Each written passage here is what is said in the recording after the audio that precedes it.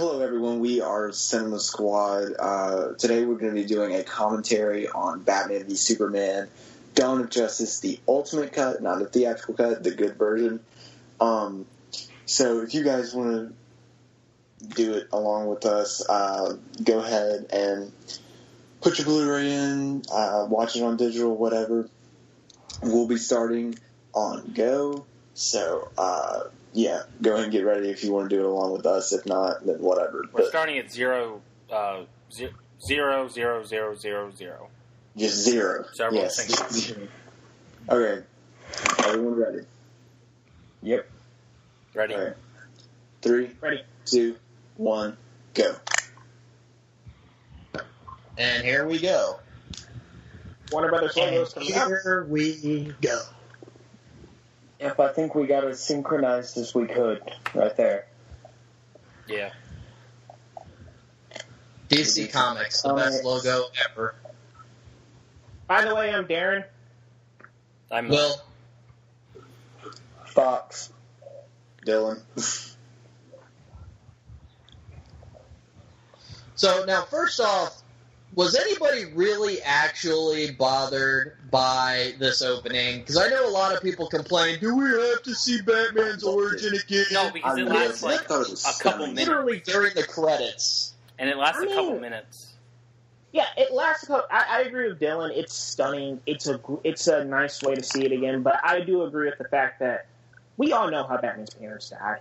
Yeah, Like, but it's kind of like with I'm glad what they're doing in Spider-Man: Homecoming. Like, we don't have to see Uncle Ben die again. We get it. But I do like the way they did it in this film was still interesting to see.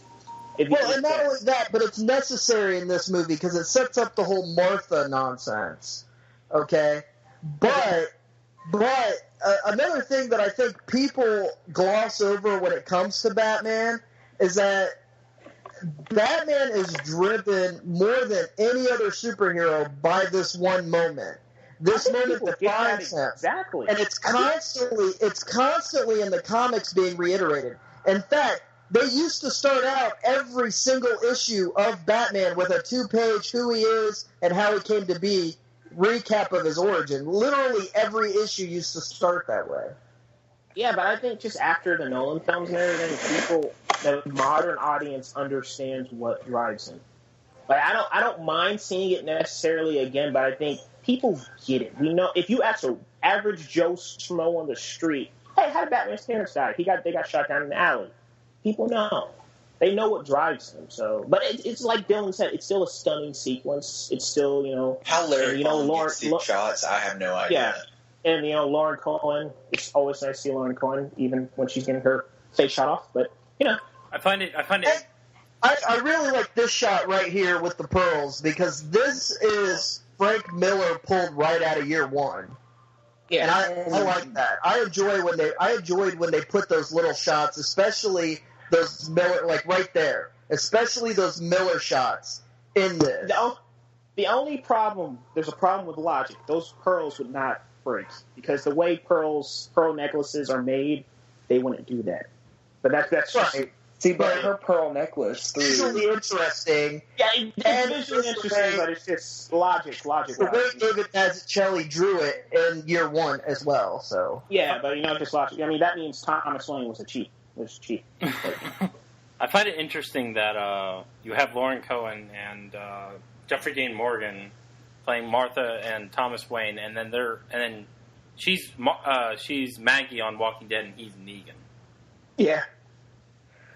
Anyone else? If they ever do Flashpoint, I was just about to say. Yeah, if they ever do Flashpoint, Lauren Cohen as Joker, oh my god. Yeah, that's gonna be incredible. That would be amazing. I don't know if they're ever going to do Flashpoint in the movies just because they're doing it on The Flash. Yeah, but I don't think just because they do it on TV, that doesn't mean that they shouldn't do it on Yeah, movies. I think they are going to really do it properly. They can do it properly on. I'm not saying the Flash CW won't do it properly, but they can do it like fully how we always wanted it to be in the film. I'm thinking. Well, I think if you're talking about a direct adaptation of the comic, we already got that animated. Yeah, but just like live action. The TV version is going to be something the same but different, and I like that. I don't know. If they made a Flashpoint movie, I'm not going to complain. It's just not something I'm chomping at the bit to see. There are a lot of other things I'd much rather see them focus on in the DCEU than Flashpoint yet again. Yeah, I can agree with that, but I'm just saying, like, just if they did it, we can get to some more proper adaptation, and it would be cool to see Jeffrey Dean Morgan play Thomas Wayne as Batman, and Lauren Cohen play the Joker. Does it matter that Beautiful lie. Does it matter that I'm picking up someone's audio from the movie? It might be me. Yeah, somebody's audio is picking up. I just wish that whole entire opening logo, what they did, like Metropolis, when the Superman showed up, I just wish they did that a little bit more in the movie. It was just jarring the first time I saw it. I did too, because it was really cool. Yeah, I like that. It kind of gives it a little bit of documentary feel. But I was just jarring because they didn't do it again. No. Instead, they just have a bunch of bad editing. Yeah. I do like seeing this from the ground view. Yeah, I do like the car view that they got on here. Did anybody see the fan edit that pieced together this? Yeah, I did. With the Man of Steel fight? Yeah, that was pretty cool. Yeah, but they didn't do all of it. That's what bothered. They only did pieces of Man of Steel, but then they did but I don't think a it majority mattered since they were just cutting it in with what happened in we get in Batman v Superman. I mean, it's still interesting to watch. I like how Jack's just like, oh, so now you evacuate? Move, go. Yeah, what an idiot. He should have got out of the building a long time. You're like a few blocks away from the beam, dude. Get the hell out. See, right here is the moment that I have a problem with. Right here. Why? He pulls the corner right here. Where is it? Oh, maybe it's not right here. No, it's right here. Missed it. Did I miss it? I don't know. Did I miss that? No, it should be right here whenever all the buildings come crashing down. It's right here. This is what I have a problem with. He pulls the drift right here, and all of it falls around him, but none of it falls on him. Yeah, but that's called movies. Exactly. That's literally the nature of fiction. You have to have a fair amount of coincidence in order to move your story along because, I mean, you obviously can't kill off Batman in the first 10 minutes of the movie. I don't know. That would have been interesting. And then I would have watched it. But you can do that. I mean, you can sit there and pick apart the coincidence in pretty much every piece of fiction. See, I really would have liked some things are going to have to be contrived. Like, rather than him pulling up to that, having like a pipe slam down on the front of the car and him having to get out. And then run for it. I could see that. Yeah. See, that's what I would have enjoyed. Oh my god. I think this part depresses everybody. Well, he come on, he deserved to die. He should have gotten out of the building. What do you guys think was darker, Batman v Superman or Man of Steel? Honestly, I think Man of Steel. From just like watching it, I feel like I walked away from Man of Steel just like ugh. But when like this movie, I didn't like Man of Steel. I didn't like Man of Steel either. I don't like either. I thought Man of Steel was. I thought it was too much story. I thought it was too story oriented, but didn't give enough. It was like it got too slow at points, and then the fight scenes only were like 20 minutes out of everything. But they were good, but it was only like 20 minutes out of the entire movie, and that was it. Yeah. Dude, you're not going to like this movie. Oh, whoop-de-doo. See, I don't have a problem with story-driven action movies. I appreciate them. That's not what he said. I don't think Man of Steel had enough story in it because like after the first, I know we're still trying to keep the focus on Batman and Superman, but after the first hour, it just fell apart for me. Yeah, I agree. And the sponsorships of IHOP through that entire movie. Yeah, it's just like because I mean, Metropolis and Smallville, these aren't real places, so they don't have to feel realistic. They don't have to feel that realistic. Right. Did anyone else think he was Wally West when he's Wally? No, nobody thought that. I thought he could have been the Flash until they announced it. I thought he could have been a Flash until they announced that Ezra Miller was playing the Flash. No, but I mean, the reason everybody kind of went off on that Flash thing was because he had green socks that one day. Yeah. Just like, seriously. I just thought Scoot McNairy would have been a good Flash. See, this made me sad. This was like my one sad moment. I like how he's just like, where's your mom? Like, why the fuck? How did you get down here? It's like, oh, honey, go wait by the car. I'll be with you in a minute as soon as this building starts collapsing. I gotta go get some documents out of the building. I'll be right back. That's I love the look on his face.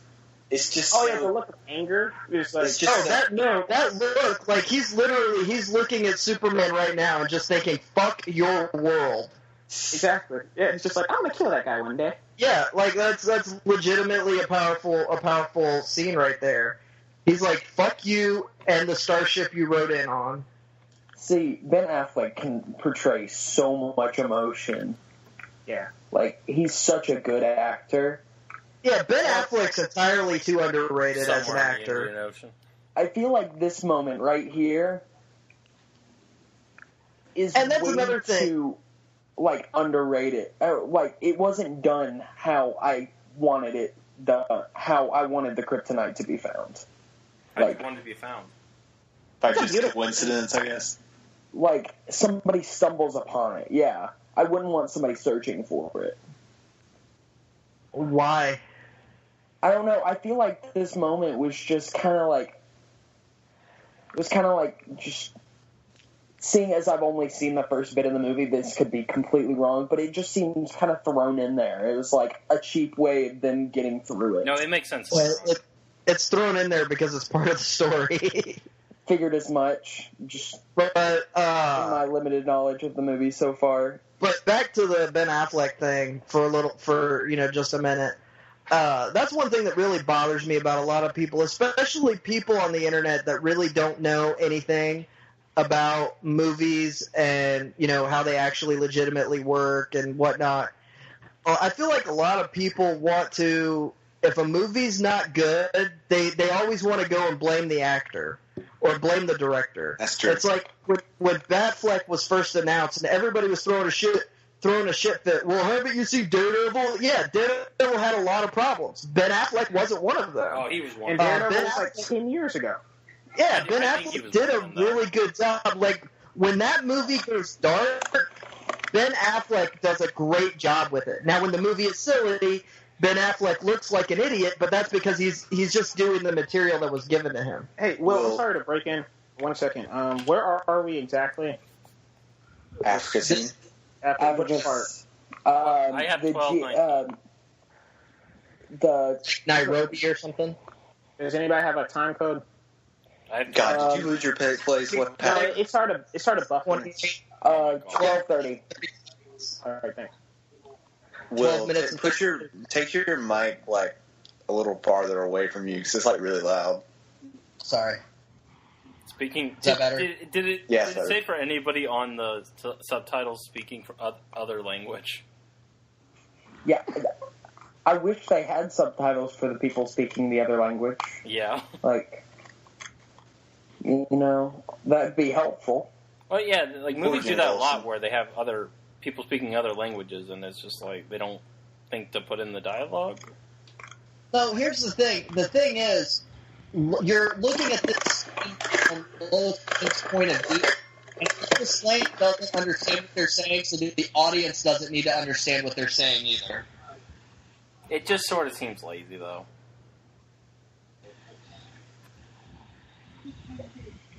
Right, but that's the point. Is you're supposed to be seeing the scene the way Lois is seeing it. Well, yeah, I get what you're saying in this case, but in other movies, though, it seems they've done that, and there's no reason to. See, that what you're saying right there kind of reminds me of whenever season 4 Doctor Who was released, and they did the Blink episode with the Weeping Angels, and if you weren't 3. looking at... Oh, was it season 3? Yeah, Blink was season 3. Okay, because it was a Earth episode. Yeah. Okay, so... Oh, principle. In blink, it was supposed to be if the camera panned away from the angels and you couldn't see them, then they could also move. So, thought that was really well done. And then, of course, season 5 came around and screwed all of that up. Yeah. This scene is so awesome. It is. I like it. It's so terrible in the theatrical cut, but it is so awesome in the ultimate cut. How's it better? Did you just say no one is neutral? What? Oh. Yeah, wait, how's it better in the ultimate edition? Oh, this is better than in y'all. It makes more sense. Because of what? This entire scene is just awesome in the ultimate cut, and it's terrible in the theatrical cut. Wait, what makes it better in the ultimate cut? I can't remember. Because there's so much more. It's so much more. It's explained, and things don't just. It's just so much more better, and so much more better. That doesn't make sense. The whole thing that's coming up with them burning the bodies, that doesn't make sense. See, what I have a problem with subtitles right there is they just showed the subtitles because it related to the story, but whenever it doesn't relate to the story, why show the subtitles? It does seem a bit lazy. Remember when everyone thought those people that were riding on horses were the sons of Batman from The Dark Knight Returns? Yeah. I thought they were Amazonians. Well, here's the thing, though. Here's the thing, though, about the subtitles is if the dialogue that's being spoken in a foreign language really isn't important to the story, you don't need the subtitles. It's not lazy. It's just, I don't know. It's efficiency. I mean, why do subtitles for dialogue that literally the audience doesn't need to know? I guess.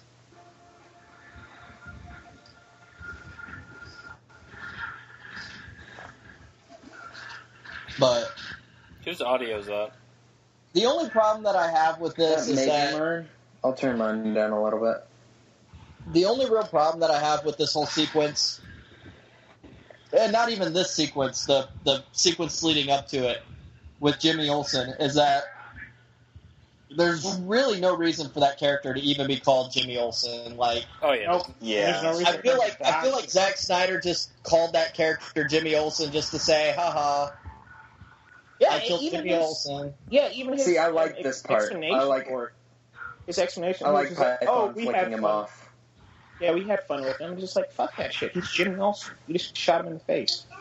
Yeah, I mean, if that's fine. I get that you don't have room for that character in your Superman movies. I get that. Just don't use the character. You don't have to kill him all arbitrarily just because. And then does anybody something stupid with him, like make him a CIA agent? Does anybody remember Jenny Olsen? Yes, that was never actually Jenny Olsen. It was never confirmed that she was Jenny Olsen. But yeah, that was just something that fans chose to make up in their own head and then complain about, which happens a lot. Because I saw that in the art book that she was Jenny Olsen.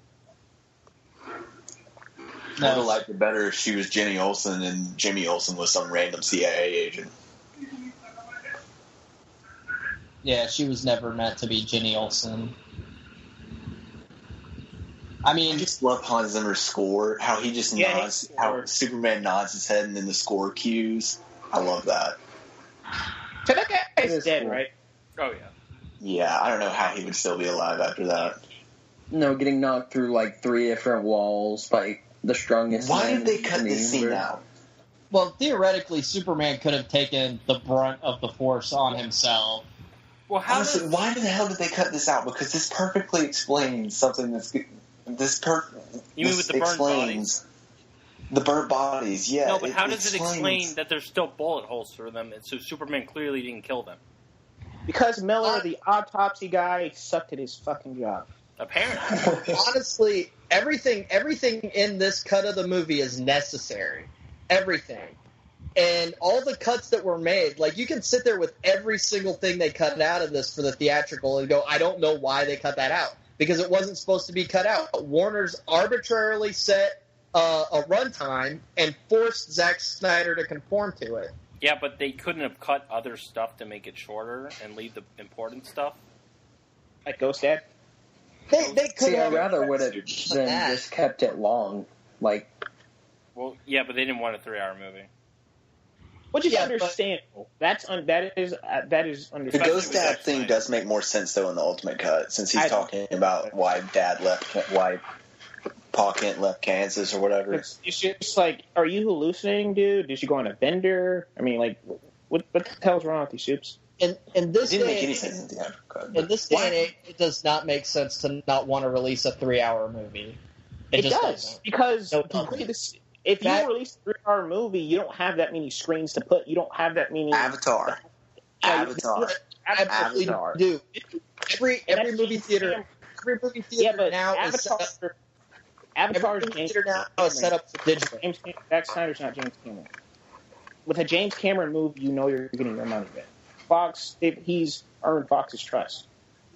This has no reason to be a movie. Nope. Yeah, I don't know why this was. Especially this is because probably the only part that isn't relevant. Especially because it's ESPN. That makes it even better. It's ESPN college football. I didn't even realize that. Just wait for it to pan through and then you'll see it. I mean, so ESPN's down at the bottom. I remember they were filming this football scene, and people thought it was going to be a really big scene, and they ended up cutting it anyway. I thought this is where Cyborg was going to show up. Why is it that the Pittsburgh Steelers always get picked to be Gotham City's football team, by the way? The colors, probably. Because ESPN college football. Because those are the Pittsburgh Steelers, and then there was the Pittsburgh Steelers in The Dark Knight Rises as well. Did they film any? I guess the black and the yellow just goes along with the turn with Gotham. Then yeah, they didn't film any of this movie in Pittsburgh, right? I don't think so. I think in The Dark Knight Rises they actually did film in the Pittsburgh Steelers Stadium, but this one I don't believe they did that. I think they filmed most of Batman v Superman in Detroit. Oh yeah, there's Detroit, Chicago, and of course Detroit. They needed a city that was half destroyed. Oh my! Can he knock all these buildings down for you? Yeah. All right. Are they going down the stairs? Yeah. Yes, they're going down the stairs. Yep. This part creeps me out, like in a good way though. Yeah, it was good, but it like. Ugh. I love how she says it saved us. Yeah. Yeah, that's cool. No, hold the cage back closed. No, we'll just stay in jail here, thanks. It's still here. There's a 6-foot man in a backseat. We're staying downstairs. And a guy chained up on a what was it? Was it a pipe? No, it was like a radiator. I do have to give props to that extra. His screams are horrifying. Like, they are. You really have to feel bad for that guy. What was he doing to him? Like, Jesus. Yeah. I'm pretty sure, in my imagination, he hit him in the rib pretty hard. I don't know. That's the first. Or maybe that's. Well, or maybe the scream too, right? was. Maybe the scream is what we're about to see. Yeah. Because that was my thought. Was the scream was what he did. I love this coming up shot right here that introduces Batman, because honestly, this is straight out of a horror movie. Yes. And it reminds me so much of Batman. Yeah, and I always picture Batman as a horror movie monster. Right. In the criminal's eyes. 10 minutes into Justice and Chill, and he gives you this right there. Like, that is a horror movie shot right there. Yeah. The only part I don't like about this scene is he monkeys away. Like, but other than that, I still really have to see. And then he shoots at his partner. How did that not kill him? Well, he hit the door. He missed. Oh, it looked like it went straight for him. Yeah. Yeah. Here we go. This is what made him scream. It had to have been the brand. The brand. Yeah, but he screamed like 3 times. Then that was him hitting him in the jaw. A lot too. Well, I love how getting brand would make you scream a lot. Oh yeah, the heat. I love how. Oh, go ahead, sir, dude. What just happened? I don't know. I just gotta make sure not to talk over each other. Else talk, but try to make sure. I know. I like how in the Ultimate Cut they don't reveal Batman coming down the elevator until later, so he's more of an entity. throughout this first throughout the first few minutes. Right.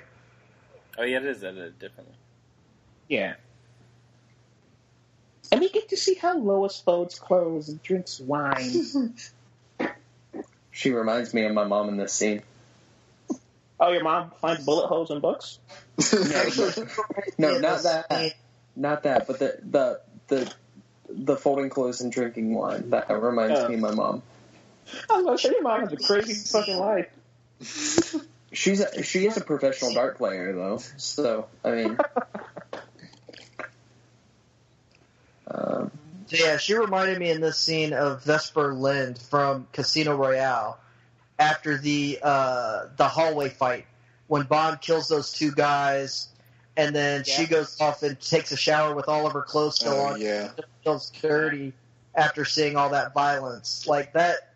This is kind of like on the same level, although the Casino Royale version was done much better. Yeah. I hate how Vesper had to die. Damn it. Yeah, but she dies him so bad. Like, you know that hurt James so bad. Yeah, but it was that way in the book. And it actually forged him into basically the cold-blooded, emotionally absent secret agent that he is. Yeah, like, because in Quantum Solace, he's just a robot. He's literally just, I don't care if you die, you live or die, I'm going to kill you. Right. Although Quantum of Solace is the worst of the Daniel Craig Bond movies. It is, but at the same time, I still found some enjoyment out of it. It had some good action scenes. Like, it literally has every type of chase scene you could think of. I'm just wondering, now that we're on the topic of this, should I see Quantum of Solace before I see Skyfall? Because I've seen Casino Royale and I have Skyfall, but I haven't watched it. I would just skip over it. Yeah, it doesn't. Yeah, you don't have to watch Quantum of Solace, really. Until you get to Spectre, to be honest, Quantum of Solace does kind of have some pertinent information to Spectre, but not really to Skyfall. Yeah. See, I only saw wait. Guys. Clark Best scene in the movie. What's about to get some, guys? How much why damage do you think did they extend the this scene? I don't get it. Let's all have a moment of silence for naked Amy Adams. Zack Snyder likes sex. How much flood damage do you think was caused in their apartment?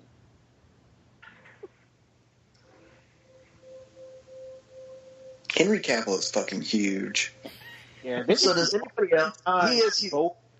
I had this argument with somebody on the internet who was saying that, like, his Superman muscles were CGI, and I was like, no, they're not. He actually refused to take steroids and refused CGI for Man of Steel because he wanted everything to feel natural. As jacked though as Henry Cavill is, Ben Affleck is more jacked. Like, he's insane. I don't know if the only thing I don't like about Affleck being that big, he just looks really abnormal in clothes. Like, he looks weird in normal clothes. I know Henry Cavill got down to 6% body fat, and Ben Affleck got down to 8% body fat. So yeah, Cavill is more cut and slimmer, but Affleck is just bigger. He's bulkier. Yeah, I guess that's true. I like but just going back to the bathtub scene, that's the only time I bought their chemistry. Well, I think that scene was put in just so you get to care more about the relationship, just as a ploy. I like the Alfred in this one a lot more than I liked the other ones. You like? Yeah. I don't know. I kind of am partial to the Alfred from the '90s, the Tim Burton and Joel Schumacher movies. That was a cool Batman. I mean, all of the Alfreds so far none of them sucked, really. I mean, even the Alfred is cool. This one, though, I have a hard time seeing Jeremy Irons as Alfred. Like, he does good in the part and everything. I have a hard time seeing that character as being Alfred. Yeah, I don't know. I think he's just more. He's not really like Gordon to me right there. Yeah, he's not really a butler. He's more just like, I'm here for you. His image right there reminds me sort of as, what is it? like a tinkerer, like some guy who owns a shop to where he just works on small trinkets. I mean, that's all day. That is, yeah. I mean, even when that. Here we go. Best character in the movie's coming up. Of Alfred, I think this version is supposed to be based much more on the Batman Earth 1 version, where Alfred is actually like a former British Secret Service agent or whatever. Yeah, which that he's like retired James Bond who now takes care of Batman. Yeah, and he fights Batman. And this is Lex Luthor, right? Yes. Yeah. Yes. I don't care what anyone says. I love Jesse Eisenberg as Lex Luthor. I like him too. I think he's great. I like him too. I think he's actually developed well in the. I love the actor. I do have to say one thing. They wasted Mercy.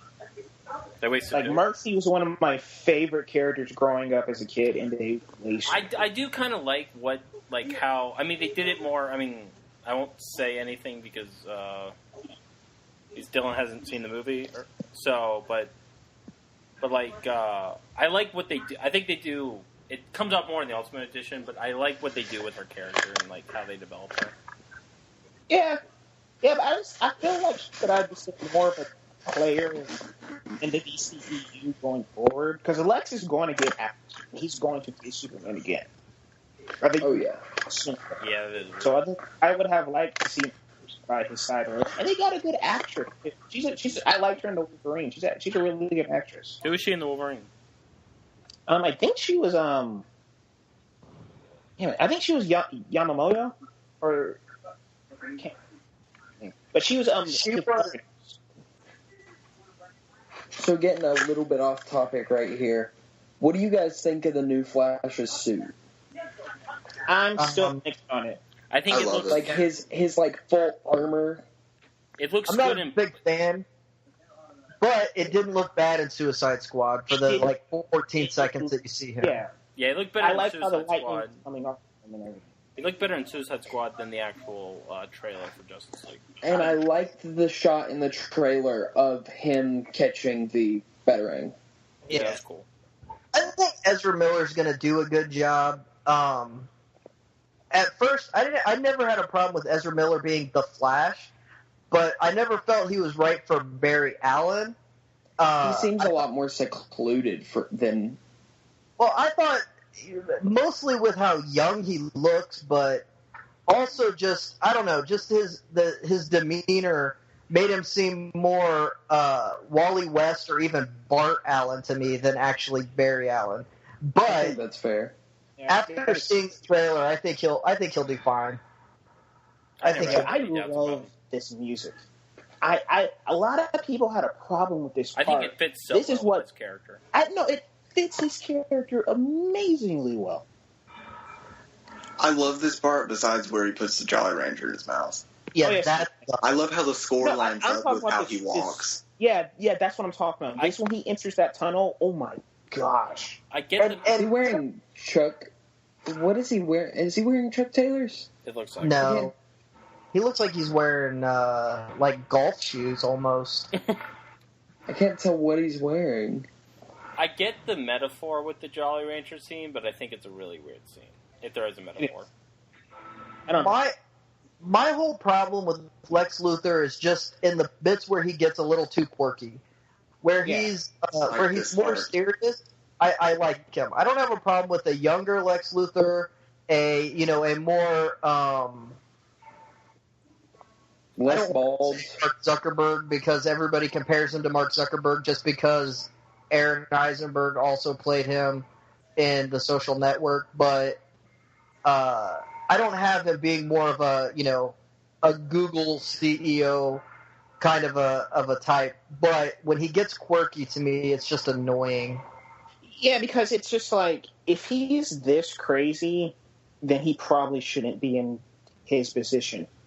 And if he's just this openly crazy, he probably shouldn't be in that position. Well, Lex Luthor's not supposed to be eccentric anyway. Oh, no, he's not. He's supposed to be. He's supposed to have a facade in public. Well, the way he is insane and facing Batman, but not Batman, Superman. But in public, he's supposed to have this facade, this thing like, I want to aspire to be that. He's supposed to be the man of tomorrow, But Superman steps in. Well, the way I view it is that he's a person who's grown up in this type of society, but he was never taught how to act like a member of society. I like how they did it in the Superman the Animated Series, and even in Lois and Clark, where Superman is the only one that knows that Lex Luthor is actually the bad guy, and the general public, and even Lois Lane to a certain extent, thinks that he's a good person, and Superman's the only one that knows the truth about him. Yeah, that would have been a better angle to go for with this. Or even, did you guys watch the Young Justice? I liked him in Young Justice too. Like he was a guy who definitely used his intellect to get out of problems, and he was very threatening without ever pulling a punch or anything.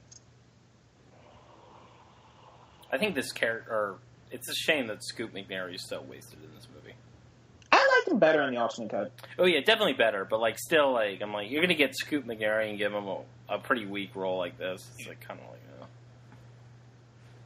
I mean, he's kind of like Zemo in a way. I think Zemo's better, but I like the idea of the theme in both Civil War and Batman v Superman of victims. Like victims are taking revenge. I do think it would have been smarter to make him or Scoot McNairy Metallo. Yeah. Well, Metallo is apparently in the movie. No, that's KGB's. That's KGB's. No. Yeah, you guys don't remember that whole thing? If you look in the credits, whoever Metallo is, I forgot Metallo's actual name, but John Corbin. Huh? John Corbin. Okay, yeah. If you look in the credits, there's someone's name. It's he's like a doctor or something like that. It says Doctor Number 1 or Doctor Number 2 or something, no. Yeah, it says his name. It says Doctor, and then whatever his last name is, and then it says the person playing him or whatever. So he's in the credits. He's in the movie. I might be reading into this. I didn't know. I might be reading. Yeah, I might be reading into this just a little bit too much. But I like the way Jenny was kind of hesitant, because I think Jenny kind of she's believed in Superman. So right. I might be reading into that a little. He saved her. Yeah, exactly. But I mean, she was there she saw him. Superman saved Metropolis, and she was the first person out. Just like he saved us. That's another thing. Most people in the city have to recognize that Superman was the hero because they erected a statue to the man. I do wish they explained that just a little bit more. They went into what happened between all of that, Yeah. Well, and I feel like there really should have been another Superman movie in between Man of Steel and this. And I also feel like, it would defeat the purpose of killing Superman off in the first place, which hopefully nobody that's watching along with this commentary is watching this movie for the first time. If you're doing that, this is a bad way to watch a movie for the first time. But, Superman dies! But, it defeats the whole purpose that Zack Snyder had for killing Superman off in the first place because he wants him out of the way, basically, for the first part of Justice League. But I also feel like Superman should be brought back in a solo Superman movie, not just in the Justice League movie. I feel like there's so much story there to be told for actually bringing Superman back that to just have it done in the Justice League movie, I feel is going to be a little bit of a waste. Yeah, that's true. See, I can understand that, but I'm just glad he is coming back. Yeah. So, wait, does Superman die at the end of this? Good job, guys. Well, you'll see. You'll see. Yeah. You'll see. See, if he does, then what would I'm pretty sure we told you not to come into this movie blind, Fox, into this commentary. Well, you also should have known that he didn't see the movie before. No, I will say, let's just steer off the subject. But I will say that Calvin Mulvey, I loved him in this movie. Have you known him from anything else? Like him. Calvin Mulvey, he plays KGB. Oh, okay. See, if he does die, then what would be really nice would be having sort of like the comic what happened in the comics with him dying and him being split into the 4 different entities? Oh, the Reign of the Superman? Yes. I'd like to have seen that. I have a Superman movie to do that. I have like a stack of those sitting in my room, just all of the Reign of the Superman comics. It's only if he dies in this movie. It's only if he dies. Only if he dies. Yeah, no spoilers. Right, we're not committing to that yet. See, I haven't finished the movie yet, so it's kind of like a Schrodinger's cat situation. Like, only if he dies. Do you guys like Amy Adams as Lois Lane? Yeah, I just don't think she's given enough to do. Yeah, I agree. She's given bad writing in both films. Yeah, like, just give her... I don't think that she's given bad writing.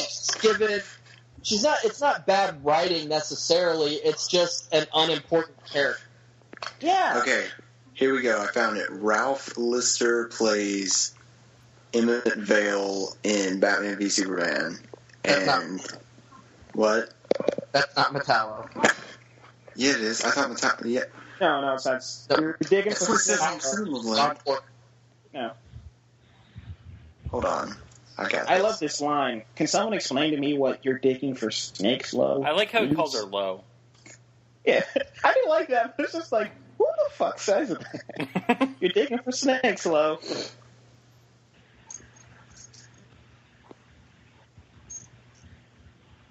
I do like how, or I guess I won't get into that now. I'll get into it later when they reveal more of the plot.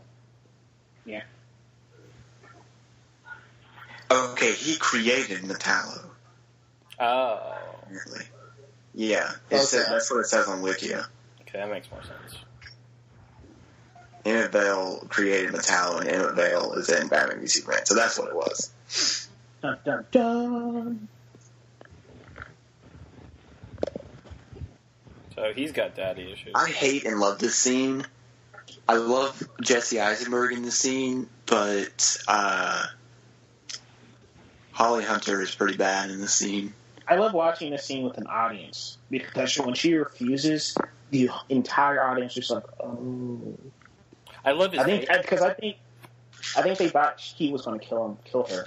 I love his face too when it like and it's how the music comes in. Yeah, it's so rubbery. Like you feel that.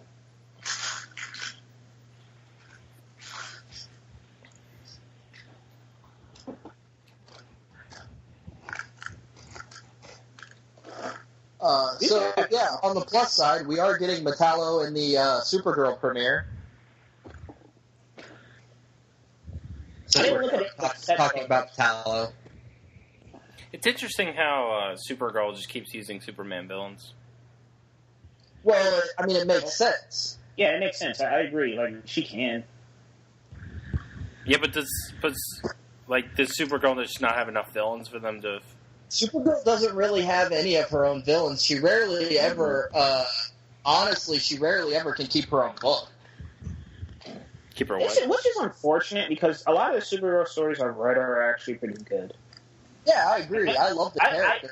I compare her to Miles Morales because they both kind of have that same. They're Miles Morales was such a good series.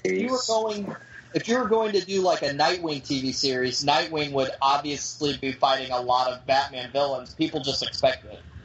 Yeah, or if you're doing a Green Arrow series, Green Arrow would fight a lot of Batman's villains. I've never had a problem with Green Arrow fighting Batman villains, which, first of all, he's only fought literally like 2 or 3 that were actually legitimate Batman villains. Firefly, Deathstroke, Deathstroke made his first appearance, 1, in a Green Arrow story, and 2, he's more of a miscellaneous DC Universe villain. I don't count him as a Batman-only villain. I think that's fair. The same thing with Clock King. Clock King made his first appearance in a Green Arrow story, so he's a Green Arrow villain that Batman stole. Really, the only three are Firefly, Ra's al Ghul, and really the Huntress. Like, that's kind of it. Those are the only real Batman-specific characters that they've used on Arrow because, like, the Royal Flush Gang is a Justice League villain. See, I've never understood people saying, complaining about the use of Batman villains. And then also, you see, that's another horror movie thing. I love that. I love when they do those little horror movie. I mean, that scared the shit out of me the first time I saw it. Yeah, that actually scared me now. That just made me jump. Yeah, that actually scared me now. I've seen the movie that actually scared me now. But also, go ahead. But also, as far as Arrow goes, he was created as a discount Batman anyway. So it makes sense for them to use him as the Batman in the television universe. Yeah. Yeah. I do want to bring up just one more thing. Like, since you brought up Clock King, him in that Flash episode, he was a great villain. Oh, yeah. Yeah, when the CCPD hostage, that was a great episode. And his Flash episode was actually better than his Arrow episode. I don't think I saw his Arrow episode, to be honest. But I would like to see them bring the Clock King back again. Oh no! See, I think Stephen Amell does a really good job of portraying. Because I don't think he's in the crap. I can't think of what they call their basement prison at Star Labs. Oh, the tube. The grid. No, it's like the tunnel or something. Yeah, it's something. The pipeline. That's what they call it. Yeah, the pipeline. I don't think he's in the pipeline. I think he's in Iron Heights. Okay. I think he is too. Bruce Wayne. And that might even be free. Actually, now that I think about it, he might even be free because he might have been on the airplane that Captain Cold hijacked in Rogue Air at the end of season 1. I don't think he was. I don't think he was. I think that was just metahumans. Okay. Yeah, that's Batman v Superman. You're right. I think they're all right. Yeah, we got to talk. This Batsuit shot, Yeah. I hate this part. With the duct tape, With the Robin suit? No. Wait for it. And now. There we go. Yeah, there's no real point to it. Oh, naked Affleck. Butt fleck. Why is it every time Ben Affleck plays a superhero, he has to get naked and have a shower scene? He had one in Daredevil. It's probably in his contract. It's in his contract. It's in his contract. If I got ripped for this, they're going to see me ripped. I'm not doing the movie unless you give me that scene. But I really want to see Robin. I know a lot of people are split as to whether or not we should go backwards. I really want to see Robin in the first solo Batman movie. I want to see that prequel. I want to see Joker versus Batman and Robin. I just want to see it. Mostly because Robin has yet to really be done right in live action. Mm-hmm. Backtracking a little bit. He's either ignored or he's in Batman. Backtracking a little bit. Why doesn't Clark Kent know who Bruce Wayne is? Yeah, that is a legitimate criticism. Like, if you're a reporter, you know who Bruce Wayne is. And you're across the bay, you know who Bruce Wayne is. Oh, and I don't like how Diana looks at Bruce, though. Because it's just like, how do you don't know each other, you don't know who exactly he is, so why are you looking at me?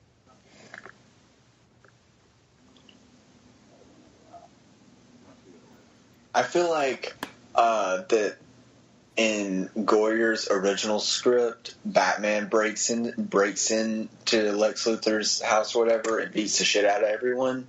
And then I feel like they changed. I feel like Chris Terrio changed it so Batman could use his so Bruce Wayne could use his detective skills. Well, yeah, that was nice. I think they changed it so that Wonder Woman could have something to do before the very end of the movie. Well, it was nice to see Bruce Wayne actually act as a detective, which we don't really get. Well, we get it more in this movie than in any other Batman movie ever. That's what I'm saying. Yeah, they kind of snuck it in the Dark Knight, but it's still it was still like a scene. There was only like one. There was probably like the gun scene or whatever. Yeah, that's what I'm talking about. Yeah, they kind of with the bullet. The only thing missing in this movie, as far as the detective thing, is a scene with Batman in a dark room digging through files with a flashlight in his mouth. Like, that's literally the only thing missing. If they'd have had that one scene for whatever reason, it would have been brilliant. A lot of people would have fangirled in that theater. Oh my God, he has flashlight! I also hated that that Mercy was a wasted character too. Thank you. Yeah, I just said that. Yeah, I said that. I said that as soon as she showed up. Oh well. That's another Jimmy Olsen thing. It's like almost like Zack Snyder wanted to throw this little fan service character in there for no reason. I like what they give her in the movie, but yeah, she is wasted. Yeah, because I said earlier, she was one of my favorite characters growing up, but they just completely throw her to the side in this movie. Well, and I always liked in Superman the Animated Series that, you know, she was Lex's muscle. She wasn't just his assistant. She was his muscle. Was that girl Mercy in Superman the movie, or was that someone else? That was someone else. She was created for Superman the Animated Series. Oh, okay.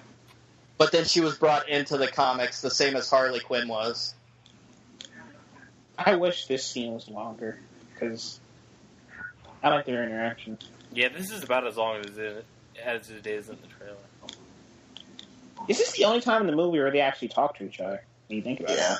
Well, except for the "Do you bleed" scene, but that didn't last very long. That's more like passive threatening each other. That's like a dialogue. I really like Clark Kent's fashion sense at the end of Man of Steel and in this movie. I just like the way he dresses. Well, he looks professional, but he doesn't look. You know, he's not just wearing a suit and tie like every other Clark Kent before him has. Well, they tried to make him look more like nerdy and more like he'd be Superman. I really do like that they stay away from the bumbling Clark. I hate bumbling Clark. Like, Superman can still be in the shadows without having to be like, oh, knocking down a stapler. Oh my God, look out, guys! Like, I feel like. I mean, I liked it when Christopher Reeve did it, and then, of course, Brandon Routh had to do it because that's what he was directed to do. Yeah. But especially in, like, say, Lois and Clark, okay? When he's Clark Kent, he's just his normal person, his normal self, because that's who he is. That's what he grew up his entire life. Superman is just... In fact, Dean Cain in Lois and Clark in one episode had the best line that explains Superman perfectly. He says, Superman is what I can do. Clark is who I am. Well, yeah, because what's interesting about Superman is that, and I think like Smallville addressed this, that Clark Kent is because most heroes, mostly all heroes, they wear masks, but his mask is the glasses because he wears the Clark Kent mask. Well, anyone else really wish we saw him open up his shirt and see the suit or whatever in this scene? No, I could a little bit of that. I mean, that would have been so awesome. That would have been cool, but like he would have had to gone away from to do it. I would like to have had that scene at least once because Cavill hasn't done that yet. Because there's literally just right then he goes outside and just does it, and that was awesome. But because there's literally a scene in the first Spider-Man movie where Spider-Man is running in a crowd Peter's running in a crowd and he's taking his shirt off where people can easily see Spider-Man.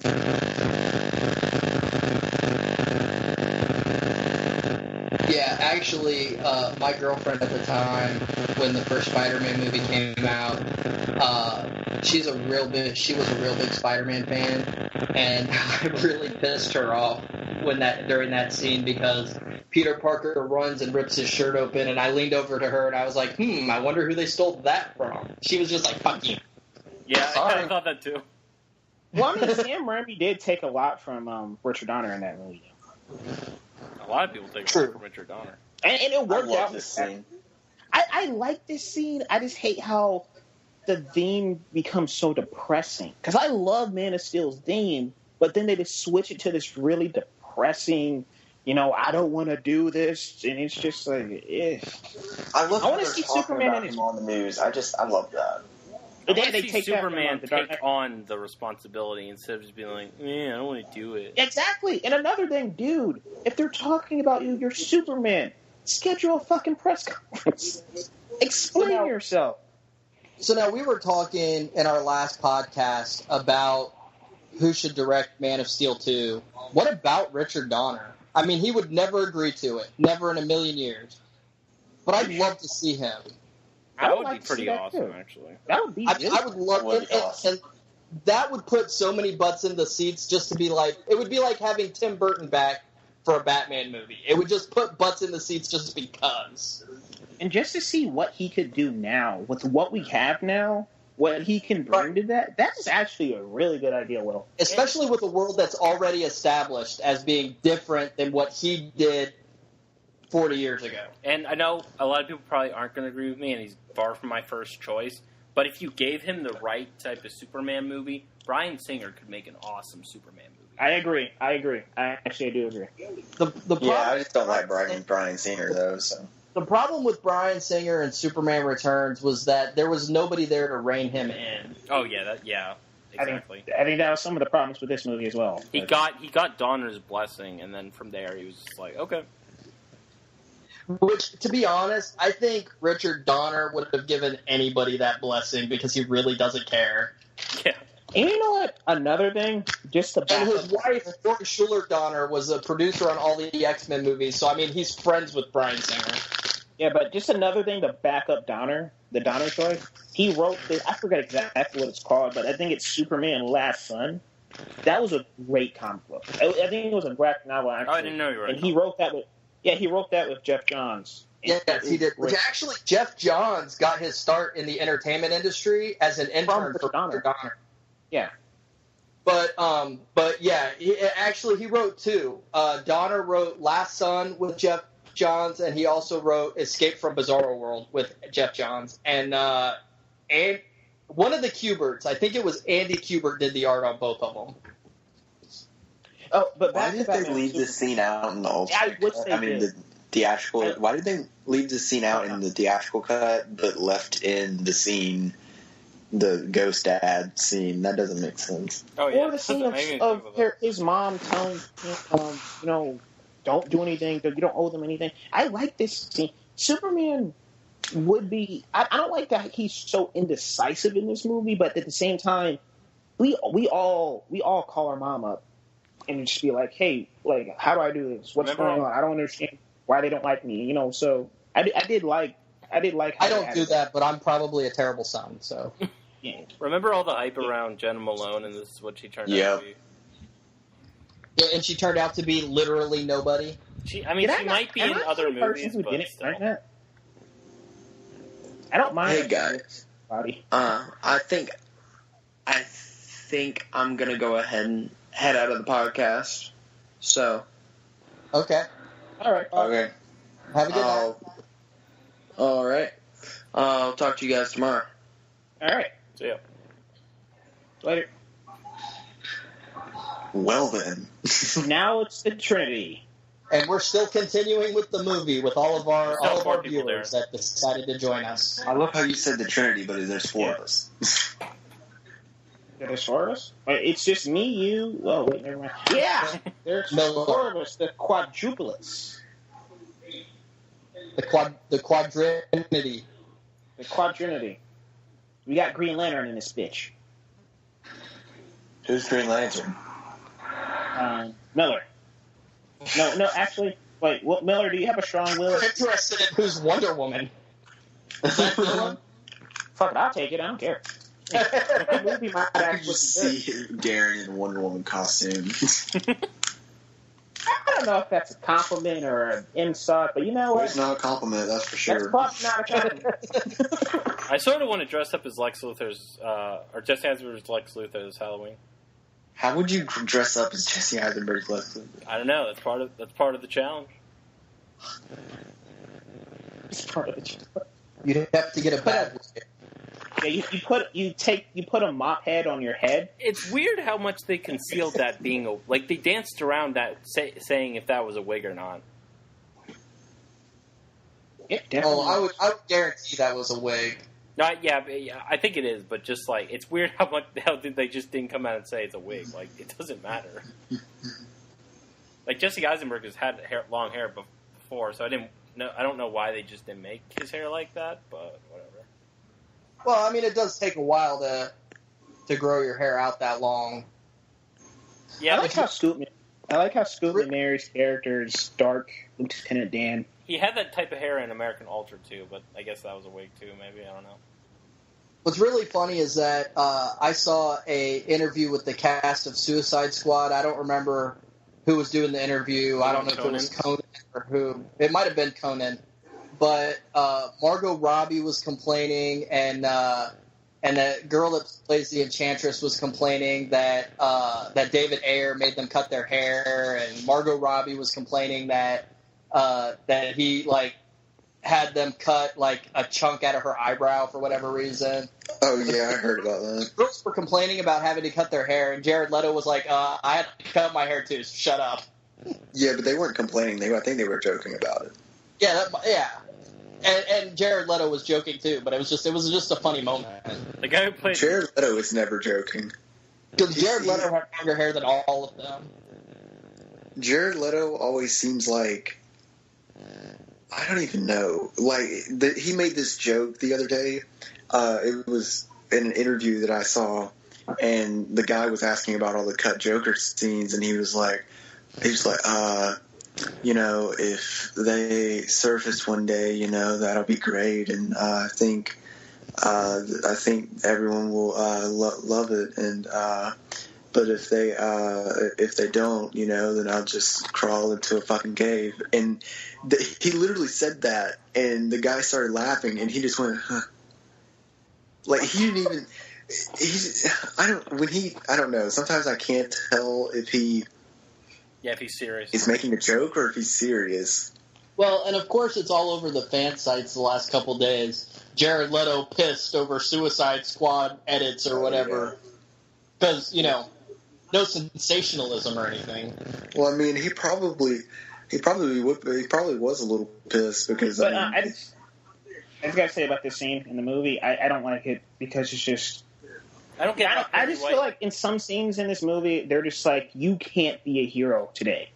Like heroism is dead, and I don't like that negative. God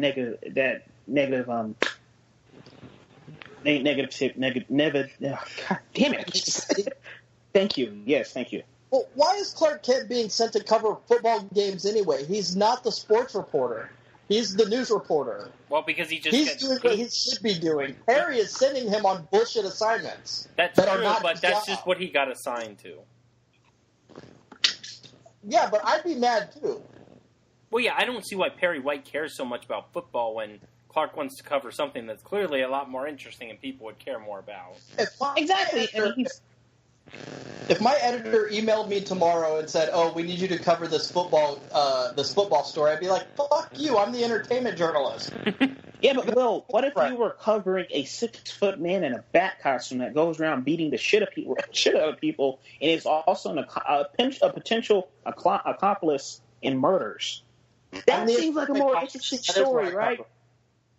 I'm the entertainment columnist. That is what I cover.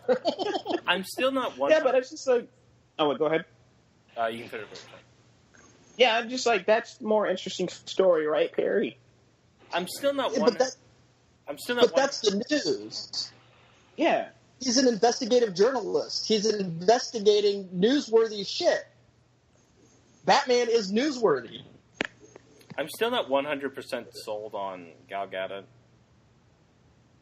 I am a little bit more. I don't know. It was just I kind of got sold on her when they released some pictures before her trailer came out, and my first thought was just like, oh my gosh, that's Wonder Woman. Well, the weird thing is that I thought she was great as Wonder Woman. It's just more the acting part when she had to be just Diana Prince that I'm not like. I don't know if it's just her or just she wasn't like she doesn't need to be in this film and she doesn't really have a lot of good material. I think it's more her accent than anything, because she is Israeli. Yeah, and she does have a very heavy Israeli accent. But I like that for Wonder Woman, though. Yeah, no, I like that too. I just think it throws off her performance. It comes off as a little jarring. Mm. And I like the way she delivers this line. That, you've never met a woman like me. I like the way she delivers that line. Yeah, some points in the movie I think she's good. Other points I'm like, eh. Yeah, but the way she cuts it off is like, ugh. I love this line. She's like, I didn't steal your drive, I borrowed it. Well, when you borrow something and you don't tell nobody, they call that stealing. And also, you broke into my car? Random, completely random, but I need to ask Miller this. Miller, I just saw on Instagram that some people are getting to go to screenings to The Light Between Oceans. Did you get a screening pass? I did not. Oh, okay. Wait, do you know what studio that is? No. I just really want to fucking see it. And it might be on my email. Shit. Yeah, I know I'm going to Don't Breathe. I'm excited for that. Yeah, I didn't get an email, Dylan, but it might come later. Oh, Lord, Darkseid has invaded the Earth. Oh, yeah, this entirely pointless scene that's not incorporated well into the movie at all. Not really. But it's awesome. Oh, it is awesome. It is awesome. That's the problem. The movie has awesome scenes that it can't edit that very It's well. DreamWorks. Oh, it's DreamWorks? Okay, yeah. Yeah, I'm not signed up with them. Do they have a website there? They probably do. Or it's Paramount. I know Paramount doesn't have one. Is DreamWorks a branch off company of Paramount? I'm not sure. But we probably need to stay on the focus of this movie. Yeah, well, I'm just trying to figure out how to get these screening passes because I really want to see that. I didn't realize... Access later. I didn't realize it comes out on September 2nd.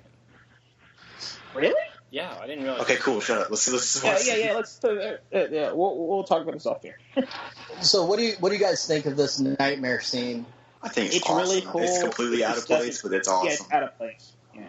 But this is where I mean, I was always sold on Affleck, but this is where I really felt it. Like the physicality of his performance and how well he does with it is perfect here. Mm-hmm. I just want to know how much of it was... It is out of place. For me, this is something that in the theatrical cut, this should have been out. Just because this is one of those things where, okay, we have to cut 30 minutes. Well, let's get rid of the nightmare scene that really doesn't do anything to add to the movie. I know no one's going to agree with me, and I don't entirely I don't know if I have a problem with it being in the movie because I think it's cool. But the scene where he chases down the kryptonite is entirely pointless. Yeah. Because... Yeah, and also... Oh, wait, go ahead, Noah. Because he puts the... Actually, I'll just explain it when you can go down. I'll just explain it when we get to the actual scene. Okay, so because... Yeah, because in the theatrical... Will's right, in the theatrical cut, this is just... I mean, we know, because we've read comics. But for a normal person, this would just be like, what the fuck? Yeah, that's how my mom was. It's like a scene-long fan service. Yeah, and then bug creatures start flying out of this. What the fuck's wrong? If you want I don't know, I just think this scene was too awesome to leave out of the theatrical cut. I'm not saying it just because the general audience, I think this scene keeps the general audience interested. Yeah, but and that's true, and I think that's why it's left in is because it is a significant action sequence. Yeah, but to the general non-comic reading audience, it is just like an acid trip in the middle of the movie for no reason. But it is a problem that there are multiple significant action scenes that are either pointless or just aren't incorporated into the movie well at all. Yeah, because this scene, I'm honestly convinced this scene is in the movie because Zack Snyder wanted to see Superman slice somebody in half. That might be true. Or it's in it because people are getting bored, test audiences or something. That's another thing about this movie is that Zack Snyder, he did a graphic novel on screen. He didn't necessarily do a movie. He did a graphic novel on screen. It's like he did a graphic novel on screen, but the graphic novel had a bunch of pages ripped out of it. Yeah. Well, yeah, Warner Brothers obviously went in and ripped a bunch of pages out of it. Well, yeah, but still, there's stuff that doesn't make sense even in the Ultimate Edition. I don't think because there's anything. I don't believe they're ever going to follow up on this. I think this is one of those things where it's like, yep, we're throwing this aside. This is probably never going to connect. It's even worse if they don't even follow up on it. So you don't think this is alluding to Justice League at all? No. I don't think this... I mean, look, what's happening right now with The Flash, maybe Justice League 2 because he has that beard, but I don't think any of this is going to fit in. I feel like the way they're describing... Oh, go ahead. I just feel like it's like they called Ezra Miller up. They're like, hey, we want to film this scene. And he was doing something else where he needed his long hair and his beard so that he couldn't shave it. Yeah, I agree, because in the Barry Allen scene, in the surveillance camera later, he clearly still has that same facial hair growth, and he still hasn't had his hair cut yet. I wish he had that as Barry Allen, too, in the rest of the universe. I think it would have been cool to just let Ezra Miller be Ezra Miller. Yeah. Yeah, but another thing, like, filmmaking-wise, you can't have a character wake up from a dream, go into another, wake up, there's another dream, and then he wakes up again. That makes no fucking sense. So, was that a dream, or did he see that? It wasn't a dream because the papers were flying in the background. Before he woke up again? But the papers were flying in the background, so it clearly happened. He just thinks it was a dream. Yeah. And I'm going to be very upset. I'm going to be very upset if Justice League comes, either Part 1 or Part 2, I don't care which, but if by the end of Justice League Part 2, Flash has not traveled back in time to warn Batman about something so that the audience can say, that's where he went back in time, blah, blah, blah. I'm going to be very upset if they don't do that. I honestly think if Justice League is good, if Wonder Woman is good, people will forget. I don't think people will care anymore. I think that would just be something that just happened. Yeah. They'll just pull a Star Trek Beyond and ignore a lot of the events of the previous movie. Like, where Alice? I thought this movie was good. I mean, yeah, it's got some minor flaws, but I mean, even the Ultimate Cut that we're watching right now isn't perfect. Yeah, but we're still, we're still just a good movie. I feel like a lot of people, their biggest problem with this movie was that's not my Batman. Well, no, this isn't your Batman. In fact, I even told Chuck Dixon this because Chuck Dixon was complaining that the Batman that he wrote would never have, gone after Superman on a 1% chance that he might be, a bad guy or whatever. And I had to remind him, I was like, Chuck, this isn't your Batman. This is Frank's Batman. And Frank's Batman absolutely would have done that. Well, yeah, I think it's fine that they have, they're doing a different interpretation. They just have to make sure that everything lines up with their interpretation of Batman. Yeah. And it somewhat resembles what we actually know. Because Batman just went full Dick Cheney.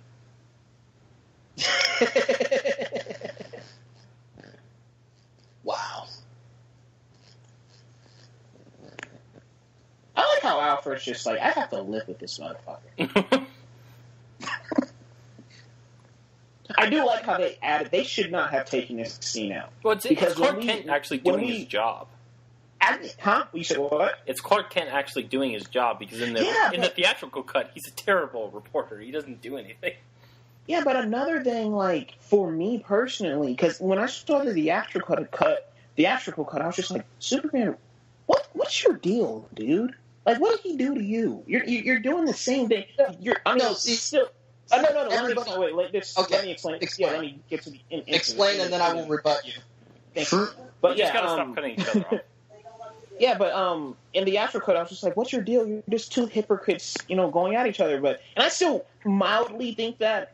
But at the same time, when in the Ultimate Edition, when Superman's standing in front of the Batmobile after this scene and after what he's learned from Gotham, I understand why he wants to take that man. Yeah, it makes a lot more sense.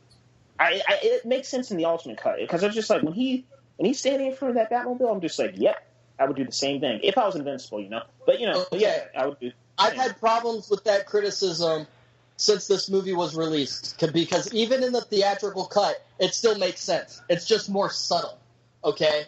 Because they show Clark Kent watching the news report of Batman with the guy that he branded, and they show he watches the news a couple of times where he sees reports on Batman's brutality, and it cuts to Henry Cavill's face, and you see the look. Everything is right there in his eyes. It's not spelled out in dialogue, but it's very, very subtle. And he's just like, I can't allow this to happen, because it completely goes against what Superman feels is the moral way to handle things. Yeah, but it's still... Yeah, but at the same time, like, Superman at the beginning of this movie threw a man through 4 walls.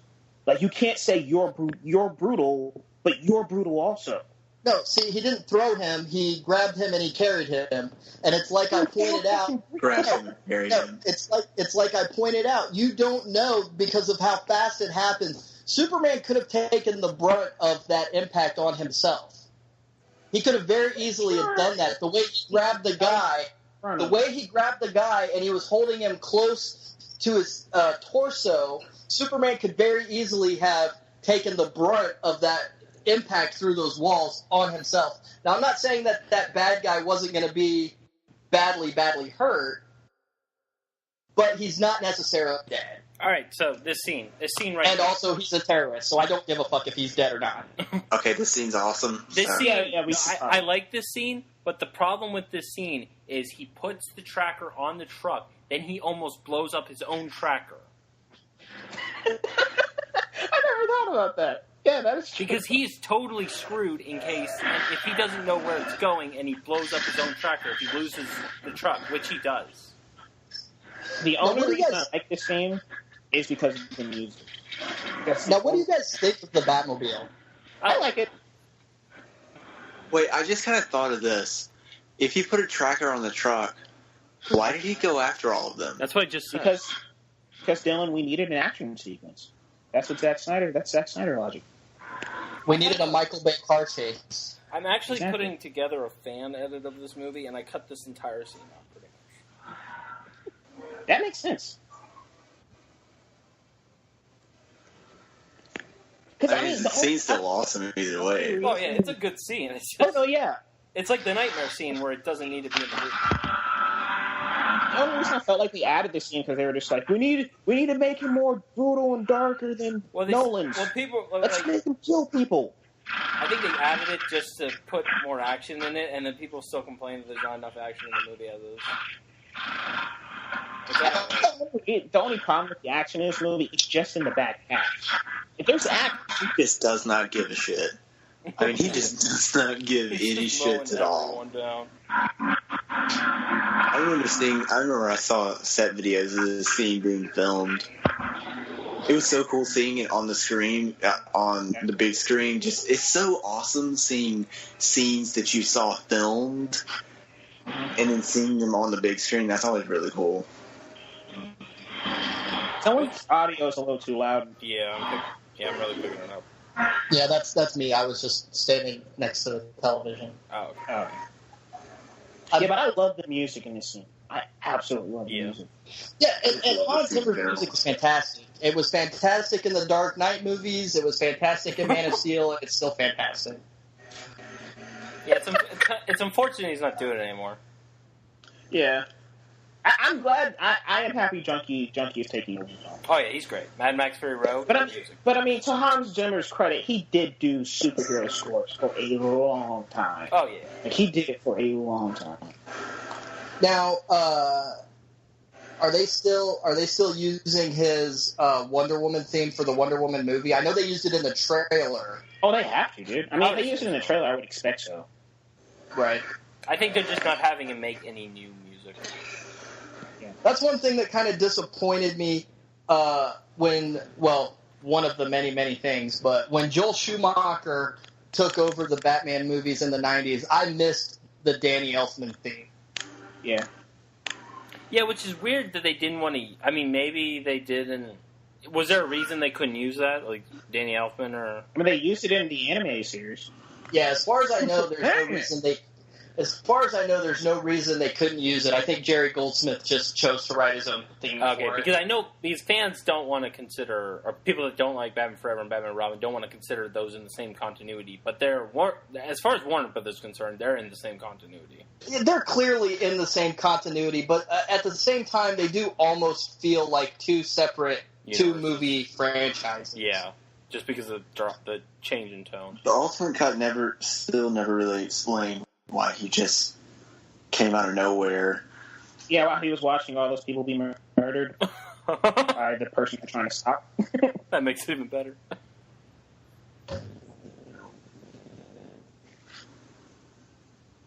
I like the meme that's going around of, like, Batman keeps on threatening people that can kill him. It's just like, do you bleed? I heard you can talk to fish. Stop. I'm going to be very disappointed if the Aquaman movie comes out and he doesn't at least once ride on a seahorse. Oh, it's got to happen. I will be pissed off if that happens. I will I want that. I think I will fight Jason Momoa. I think with the tone of this Aquaman that they seem to be going for, I think what Will said could work. I love this shot of him coming out of the Batmobile right now. Oh yeah, I do too. Batman iconic. Like, this is... For some reason, I've always just... I don't know why. I've just always just loved seeing him come out of the Batmobile. I don't know why. It's just awesome. He looks like Bruce Wayne from the animated series, man. In this shot, he looks just like him. And I love when he has the mask off, but he still has the suit on. Yeah. Yeah, he just throws his mask down to the ground. That's something you almost never get to see because... historically, the mask has been part of the cape, like integrated, and it's really not possible to like pull it backwards like they do in the comics. Even though Flash does it, I'm pretty sure there's some camera tricks involved there because they never actually show him do that. Yeah, I like the shot here of Mercy is her name, right? Yeah, of her looking at Lex because you tell from there. I mean, you can tell from other parts in the film that she has feelings for him, and he just takes advantage of her. Yeah, like, blowing her up. Yeah. right. He just breathes weirdly and just looks at her. That's really awkward. We are going to fuck tonight. I didn't know Harry Lennox. I don't think I knew Harry Lennox was in this movie until I actually saw it. He's one of the few characters I like from Man of Steel. Because when he shows up in this movie, I'm just like, oh my gosh, this is his voice. He was awesome. The one that announced Batman vs. Superman. Yeah.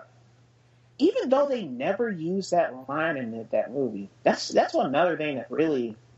I feel like that would have been like too. They didn't use "It's time you learn what it means to be a man," what it means to be a man, which would have been so awesome. I think they did, didn't they? It was in the trailer, but it wasn't in the movie. Honestly, those movie maybe would have been better if they just adapted Dark Knight Returns. Maybe. But if they did that, they would have to do... Well, I mean, I think that's a bad idea in general, actually, because the Dark Knight Returns is the end of the DC universe.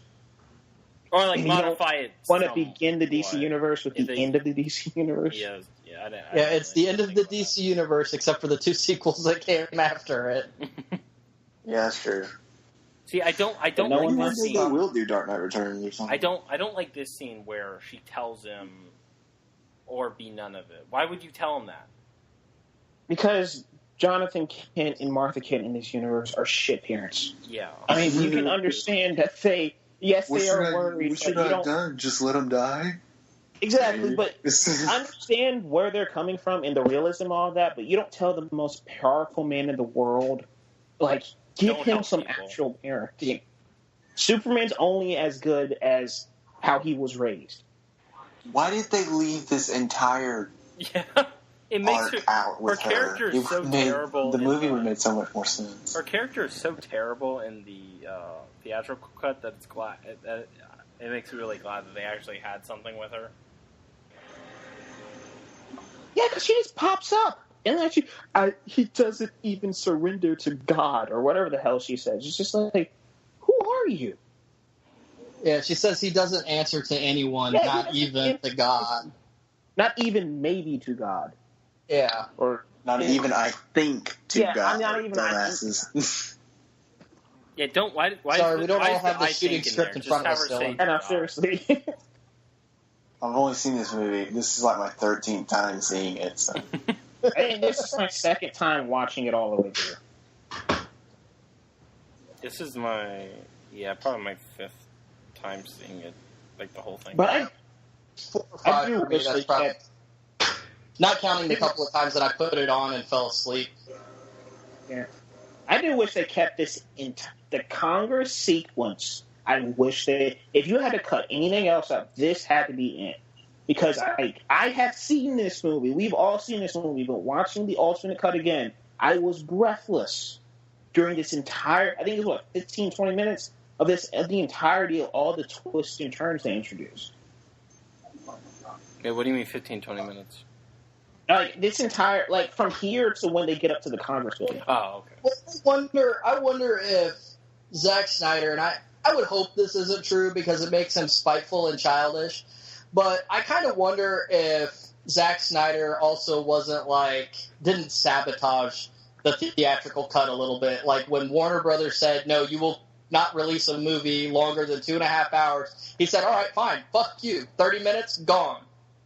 And I thought about that. And then he chose to cut the wrong stuff on purpose. Like I said, I'd like to hope that's not true. I'd like to think better of Zack Snyder than that. But then it makes it worse. You also have to kind of think about that. But then it also I know. I thought about that too because I agree with you. I really hope he did not do that, but that is a thought that's crossed my mind. But what's worse, him doing it out of spite or him being so much of an idiot that he cut all this important stuff? Both. Yeah. I mean, as a storyteller, if it was even up to him, it's who knows? both. The worst thing is Warner Brothers giving him the mandate to begin with. The worst thing is Warner Brothers not actually watching. They delivered if you deliver a 400-page script on someone's desk, and it's called Batman v Superman, you can't tell a 2-hour Batman v Superman Dawn of Justice. You can't tell a 2-hour version of that story. No. Right. And to be honest, that's when Warner Brothers should have stepped in. Not after the movie was packaged. They filmed 4 hours of footage. What did Warner Brothers expect? Exactly, but at the same time, you have to have oversight. That's their point, is that they should have nipped it in the bud in the scripting process, not after the movie was packaged. The 4 They hours. should have said, this script is too long, cut it down. Yeah, because the thing with Christopher Nolan, with Batman Begins, okay, here's Batman Begins, prove yourself. Give us something. Okay, you prove yourself. Okay, now, but now you have the freedom to go do what you want. Make your movie, give us our product. Product's good, go. Well, that's what happened with. Well, that's what happened with Zack Snyder and with 300 and Watchmen. He did 300, and then he got carte blanche to do whatever he wanted, and he picked Watchmen. If they would have Watchmen done isn't as high stakes as Batman v Superman. Oh yeah, it's not. I'm just saying, in a situation because how you were bringing up with Christopher Nolan doing Batman Begins, then he got because he was doing he kept the way Christopher Nolan was doing it. He did Batman Begins, then they got to do Prestige, then he did Dark Knight, then they got to do Inception. Yeah. If they would have done that thing with the script and cut down the script, the movie could have been ended up just sucking in general. I think the movie could have been better as a tighter feature. Well, with less stuff going. But I'm saying if they were to have cut down the script, Warner Brothers probably would have stepped in and just taken everything out. And so what I'm saying, we might have not gotten the ultimate cut. We might have just ended up with the theatrical cut, and that would have just been it. I would have been fine with one good version of this movie. Oh, yes, man. No, but I don't know if you guys heard this, but in the original script, Holly Hunter's character was supposed to be Lex's sister. Oh, well, I would have liked that. Because Lana, what is it? Lana Lang?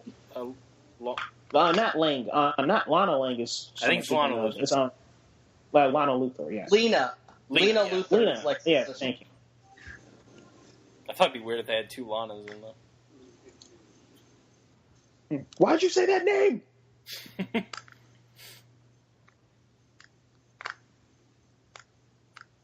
This guy in the Senate annoys me with the glasses. Yeah, Me too. He's about to be barbecued. It's fine. You know, is something that has always bothered me. I love his suit in Batman v Superman much more than I do the one in Man of Steel. But how did it change? Did he modify it, or? That's what I think, but who knows, man? That stuff doesn't really bother me, to be honest. Yeah, like the symbol is a little bigger and it's brighter. Like, what happened? Did he just modify it? Well, it's the same thing with Peter Parker and the Amazing Spider-Man 2. Amazing Spider-Man 2, he's like, oh, he got a whole new suit. But now, it really is. And now it looks like made by a professional. When you look at both suits side by side, you can see the differences, but they are subtle. Not really. The one in Batman v Superman is a lot brighter than the one in Man of Steel. Yeah, but another thing, like, I can believe Peter Parker changing his suit more than Superman, because, like, how do you change armor? Because that's technically what that is, right? The Granny's peach tea thing honestly does not. Yeah, it's a Kryptonian battlesuit that he found in the Fortress of Solitude. Like, I think it fits with what this version of Lex Luthor is in the movie. What, leaving a jar of piss on it? Yes. Also, it's stupid they didn't let Superman say anything here.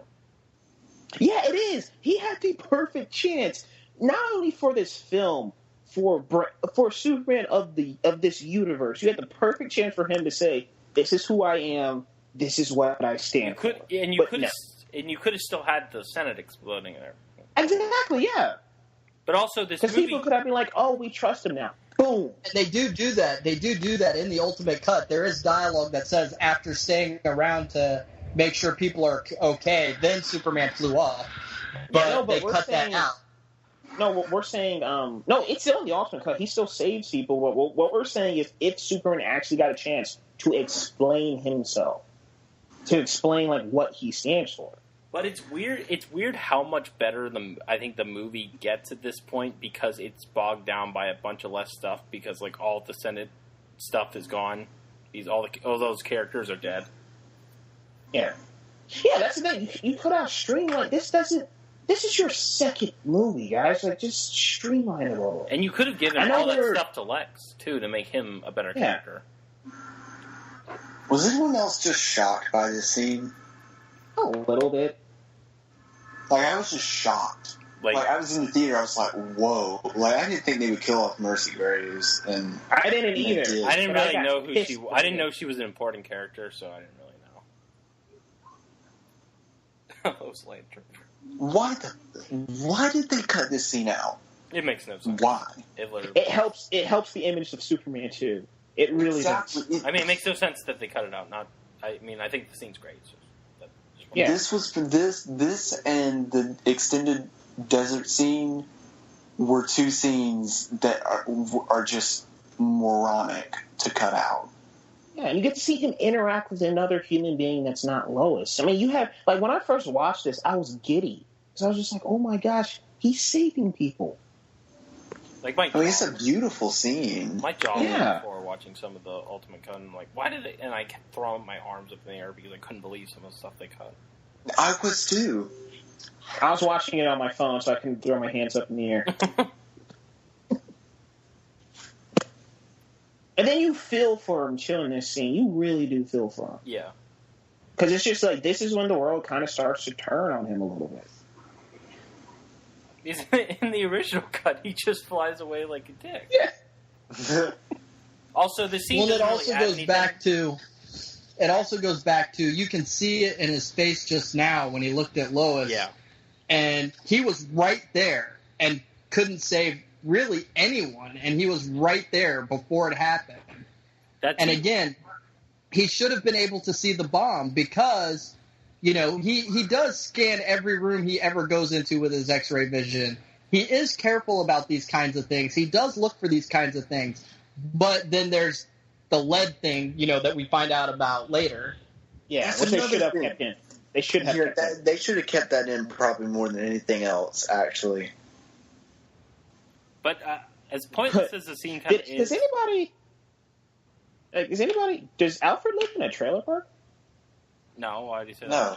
That's like the penthouse or whatever. No, but where he was just chopping wood, like there were trailers and stuff. As pointless as the scene where as pointless as like the little clip where he's chopping wood is, I love it so much for some reason. Like it's just cool to see Jeremy Irons chop wood like that. Like I don't know why. It reminds me of that scene from Age of Ultron. That's all else. Yeah, I bet that they right here, right here, the Batman breaking into LexCorp. I bet they filmed that and we're going to put it in the movie, but they didn't because I bet that was a part of that extra hour of footage that they shot. I feel like that's a little thing you could have just added in, though, that wouldn't have made much or bogged the movie down anymore. I could do with it or without it. But did anybody notice he had his white eyes? Yeah, I did. I told you guys that, and you were like, what? Oh, yeah, here's another thing. Why does he leave a bat symbol? Or a batarang? Because he leaves a batarang everywhere. No. Yeah, but, okay, he wants Lex Luthor to know he has a kryptonite? Well, he didn't know that Lex Luthor knew he was Bruce Wayne. So. I mean, but still, he knows Batman has kryptonite. Yeah, I guess it's a little bit better, like, knowing if he does. No, but... Oh, yeah, I guess I can understand where you're coming from. Oh, well, yeah, because I guess that just makes Batman stupid. He's assuming, Lex doesn't know who I am, even though he totally does, because he orchestrated this whole thing. That's why he invited me to the party. That's why he invited Clark, so we meet and tussle. The scene is kind of irrelevant to the Ultimate Cut, since they acknowledged the lead. The scene right here. Yeah. But Superman doesn't know, though. Or any of them. Neither of them know. Just drop it. Well, and even the audience doesn't know yet because they haven't done the lead thing yet. Yeah, I know, but I mean, it's just kind of since it was lead, it's just but it's him good saying for he didn't see it or whatever is kind of irrelevant because he couldn't see it. So, but I think it's good for Lois and him to have one more scene together before the. I thought this scene was going to be so much better when I saw it in the trailer, but it's just okay. Because that Comic-Con trailer for Batman v Superman is really, really good. That Comic-Con trailer for Batman v Superman is one of the best trailers of all time. That's when DC was killing it with that trailer and Suicide Squad. Yeah. That's when everybody was just like, we have hope. No.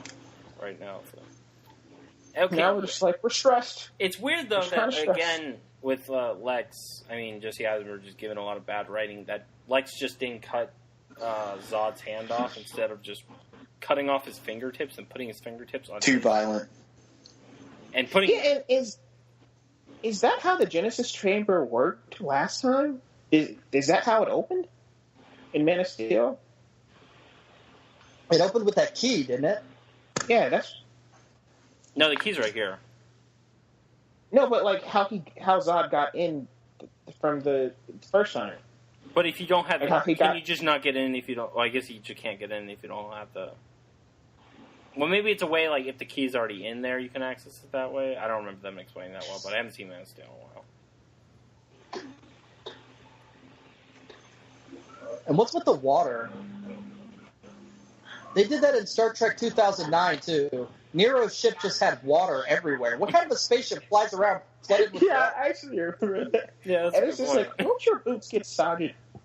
Yeah, I'm surprised he doesn't care about his... Like, he cares a lot about his clothes, but, like, here he just doesn't give a shit.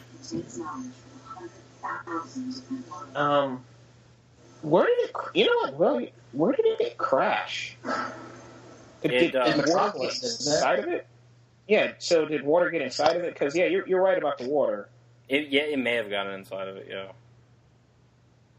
Because I think it crashed, and then Did they move it, or did they just leave it where it was crashed? I guess. I think they left it. Yeah, I guess. Why do people call Ben Affleck fat in this movie?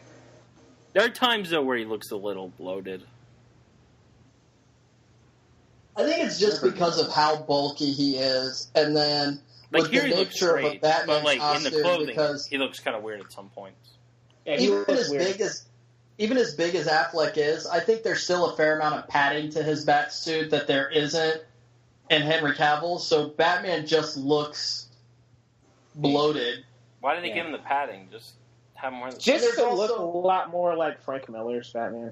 There's also because Frank Miller's Batman is huge, but there's also the fact that he has no neck too. Yeah, I was just about to bring that up. I was actually just about to bring that up. I love this expression on his face when he looks at the kryptonite. The worst part of the movie. I want that chair, though. Oh, it's a nice chair. Oh, wait, no. Oh, no, that's right. Wonder Woman looks at the... LexCorp logo department, guys. Yeah, did Lex make him all that himself? Did he have a major in graphic design? Oh, man.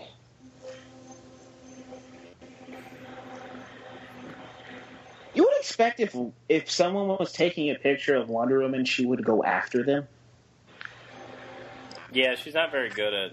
Yeah, she even looks at the camera. Well, yeah, I was going to say, they were obviously posing for that photograph. Yeah, it's just like, she's Wonder Woman. She's going to take that fucking camera away. Yeah, I never thought about that. We have to take our squad photo. Like, yeah, that's definitely, they're posing for a group photo. Oh, no. I was talking about her in the dress. When she's getting out of the car. Yeah, I was just I thought you were talking about this picture. Oh, no. This is fine. This is okay.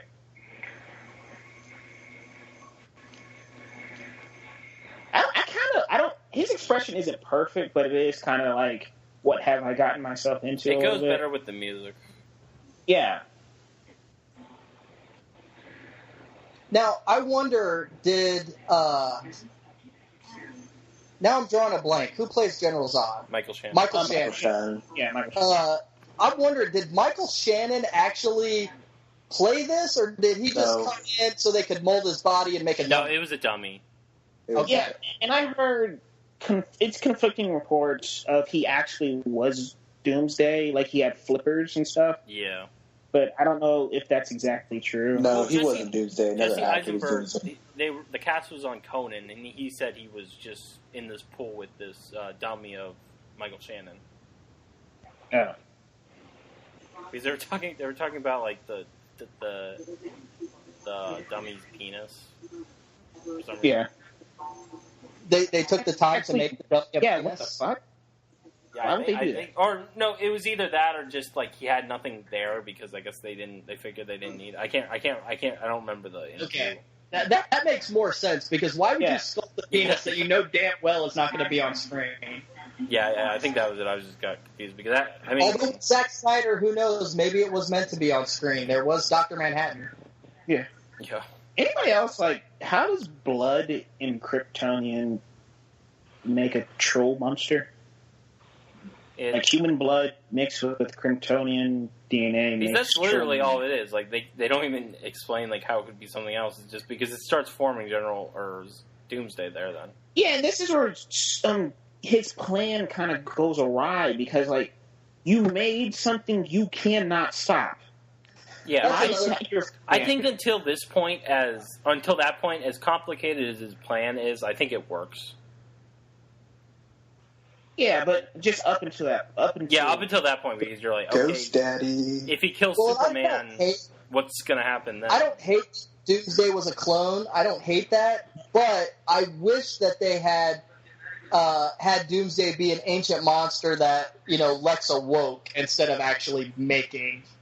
Yeah, I would not mind if I don't maybe mind that Kryptonian ship had directions to where you can unearth Doomsday. I think how they did. I don't even mind that he created him. It's just dude, have a fail-safe. Yeah, you just unleash this unstoppable monster on the earth. I also think he just takes away character. I mean, I know Doomsday's more of a brute, but I think he takes away characteristics that make Doomsday, and he's just a hulking brute throughout the movie. I do like this shot though. I love this shot. I love this shot so much. His face here is just perfect.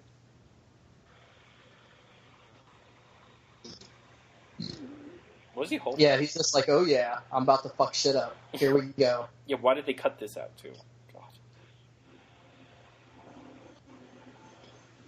This at least makes... She does make a good Lois Lane when she's being Lois Lane. Yeah, when she's actually given something to do. Yeah. Now, does anybody remember Amy Adams from Smallville? Yes. Smallville? Yeah, and she was in the first episode. season. She was the fat girl that drank the kryptonite diet shakes and ate her. So dumb. That was great. And also the mother on Smallville played the love interest in Superman 3. Yeah, she played Lana Lang in Superman 3. That was weird. I never knew that Amy Adams was. Yeah, the episode I think is called Hunger from season 1.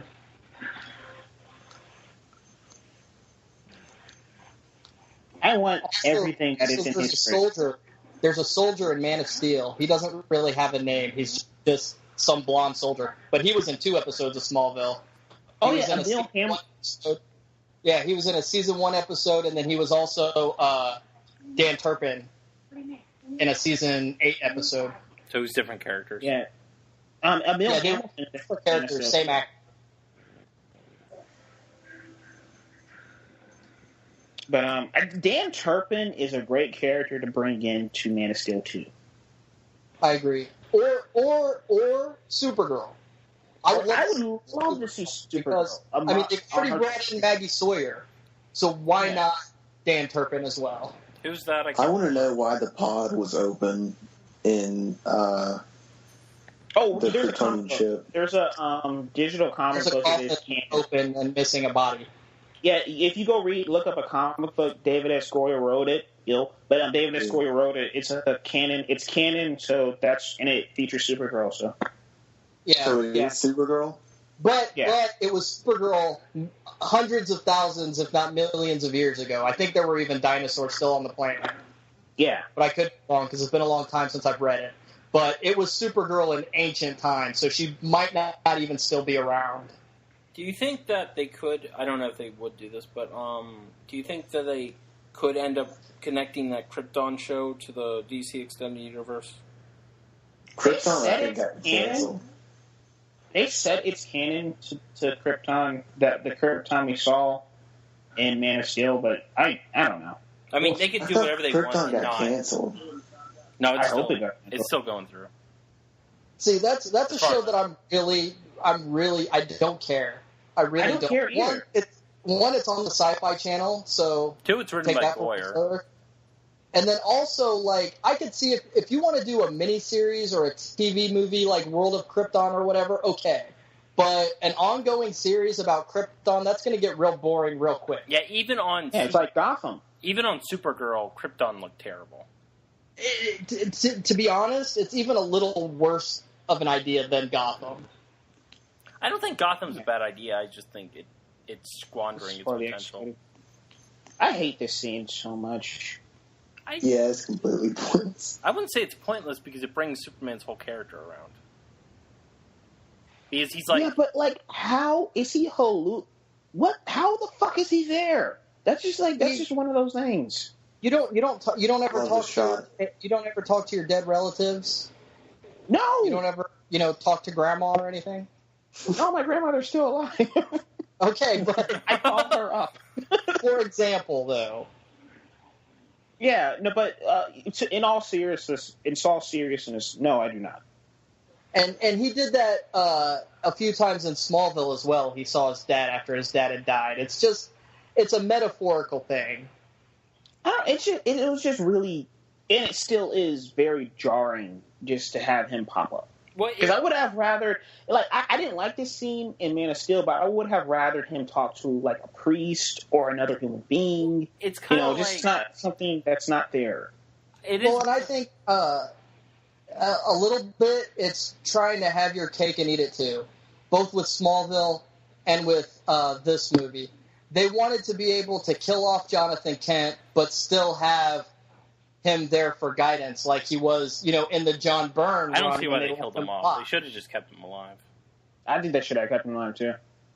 Yeah, I agree. I like that Superman has his parents around in adulthood. Yeah. I like that he still goes back to them for guidance. It shows how human he is. Well, Darren, that's why and Superman has to be alone. Clark Kent doesn't. Yeah, that's what I brought up when he called his mom. He's one of the few superheroes that can still do that.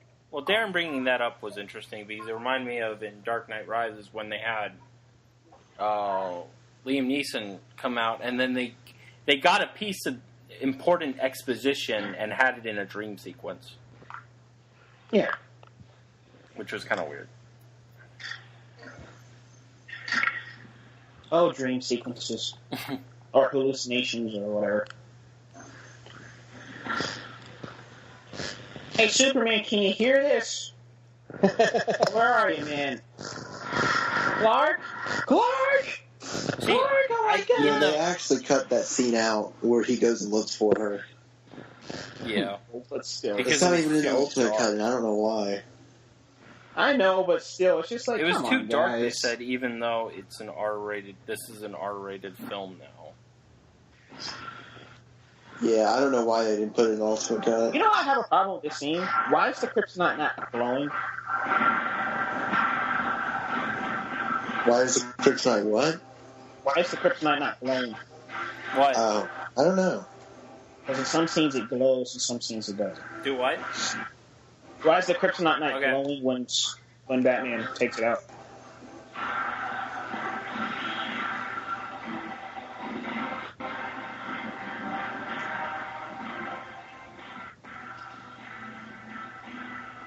Is someone near I love this shot. Again? Say what? Oh, never mind. Okay, it was just the audio from the movie was coming in, but it's gone now. Yeah, that's probably me. I'm standing too close to the TV again. Alright, it's fine. Well, sit your ass down. I don't know. I can't sit down. I've It's been fine. up and It's walking just, around. Like, I suppose we're gonna get like comments of people being like, "Oh, the movie's in."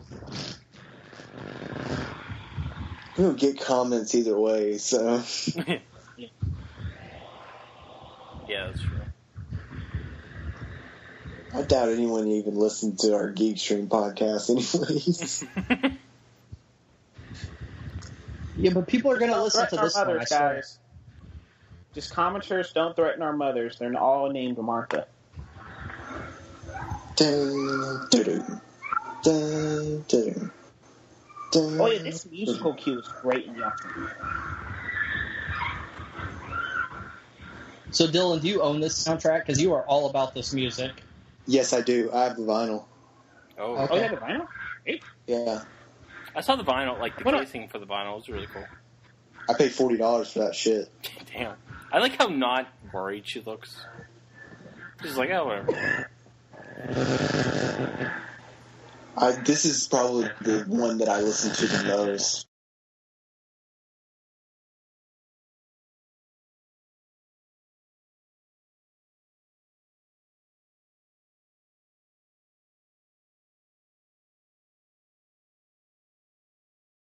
I listened to it on Spotify. I bought the vinyl really just for looks. I listened to it on. Yeah, that's kind of like my my Indiana Jones cardboard display thingy that I stole from Burger King. Like you actually stole it?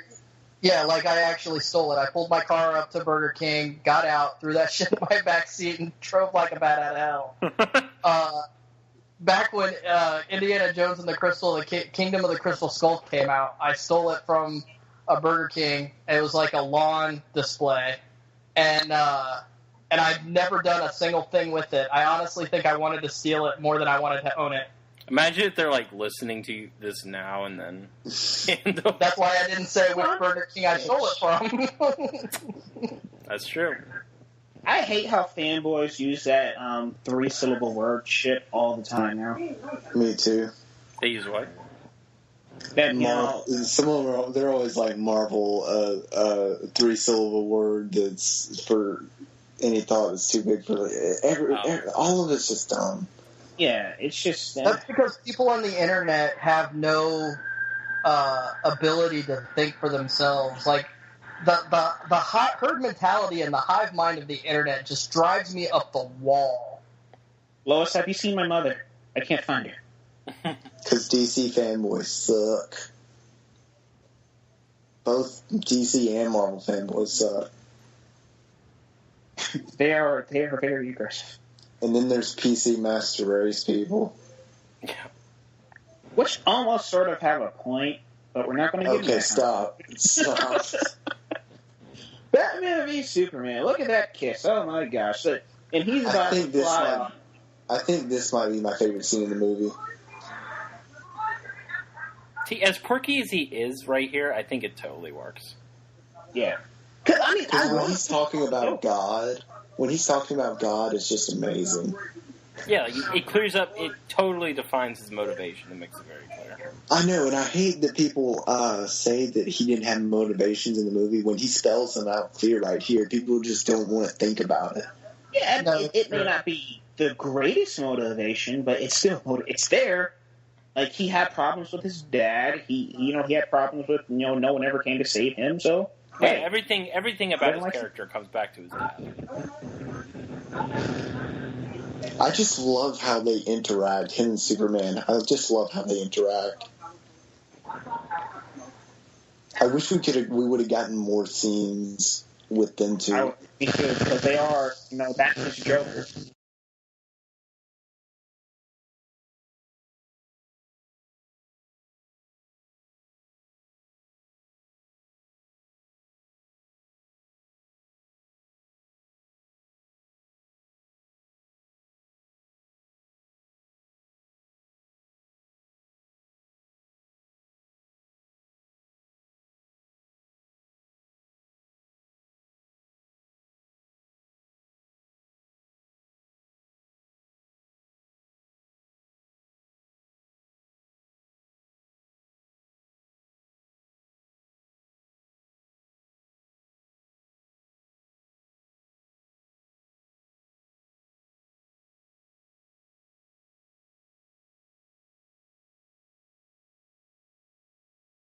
Just, I don't know. When he goes off the rails with the quirkiness, it just really gets under my skin. You mean like the...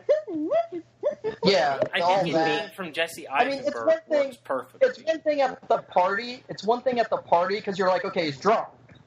But, I mean, is he drunk through the whole movie? I mean, I guess that's plausible. Well, it's part of his character, though, that he doesn't know how to act as a member of society. I mean, in some cases, it doesn't make like at the party it makes more sense because he's supposed to be acting like a high class member of society, but he's never taught how to do that. Here, it's kind of like okay, he just doesn't know how to act like a. This is the only scene. This is one of those scenes in the movie where I was just like, I question bringing my little brothers because I was just like, yeah, that's kind of pushing it a little too far. Well, yeah, and I thought the same thing, because I did bring my 10-year-old to see this movie the first time, but it's really not that terrible. It's not, I mean, it's not like, scarring, but also, like, this is... I remember when I see it, like, not that I'm against, like, kids in R-rated movies, because I think, like, if you're a parent, you can decide what your kid can handle, but when I went to see the Straight Outta Compton,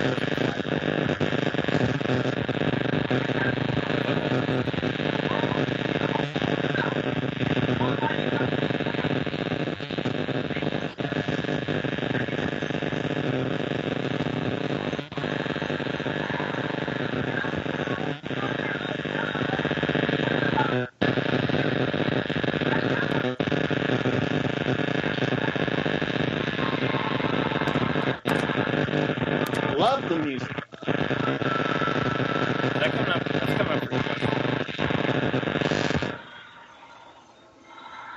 Honestly, I think this is his best score. Better than all the Christopher Nolan movies, better than Man of Steel. I honestly think this is his best score. I don't see why people don't like it.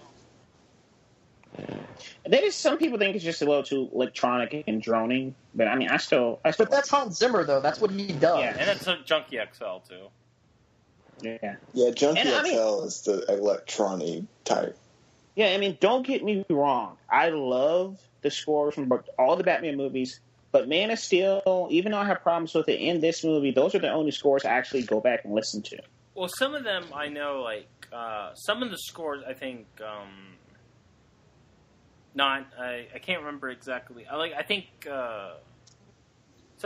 find some scores, not just these movies, but I find some scores like they lose a lot when you're just listening to them by themselves. That's how I felt about the Civil War score. Because, I mean, the Civil War score worked in the movie. I listened to it by itself when I got home. I was just like, this is not good. Like, I thought the Dark Knight... And I really like... Yeah, and I really like Henry Jackman. And those are the best film scores, the ones that you can listen to independent of the film and still get the full story of the film through the score, like an actual symphony. Yeah. I love and hate this scene. I hated this scene. Just go to as soon as I saw it, why are you wasting time? Because that Superman would never say it. Why no one stays good in this world. Fuck that shit. Also, I like that no one stays good in this world. I just don't like the part where he's like, or he has to die. I just don't like that. Oh, good to know Gal Gadot went back to her hotel room. And then the city's being destroyed. Not yet. It's just, power outages. Yeah, that's true. It just kind of seems weird that, like she does all this stuff, then she gets concerned about it. I just want to know what happened to Wonder Woman that made her not give a fuck. What do you mean? Like, we'll probably find that out in the Wonder Woman. Yeah, exactly. Yeah, we're going to find that out in Wonder Woman. But I just wonder, what happened? Because she says at the end of the movie something happened to her. Like, that humanity created a world where men can no longer stand together. Something happened to her. Yeah, I guess that explains her character early on till she actually becomes Wonder Woman again. It just seems kind of weird because you're seeing, like, the end of an arc as opposed to the beginning of one. Yeah, so it kind of makes the character weaker. Even though it would have been nice. Intention, but here we go. Yeah, it would have been nice if she. Yeah, it would have been nice if they introduced her as the diplomat Diana Prince first. Like, this is her first time interacting with men.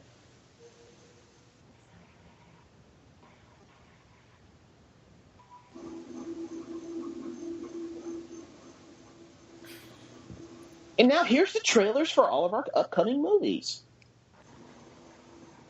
Ezra Miller is just like...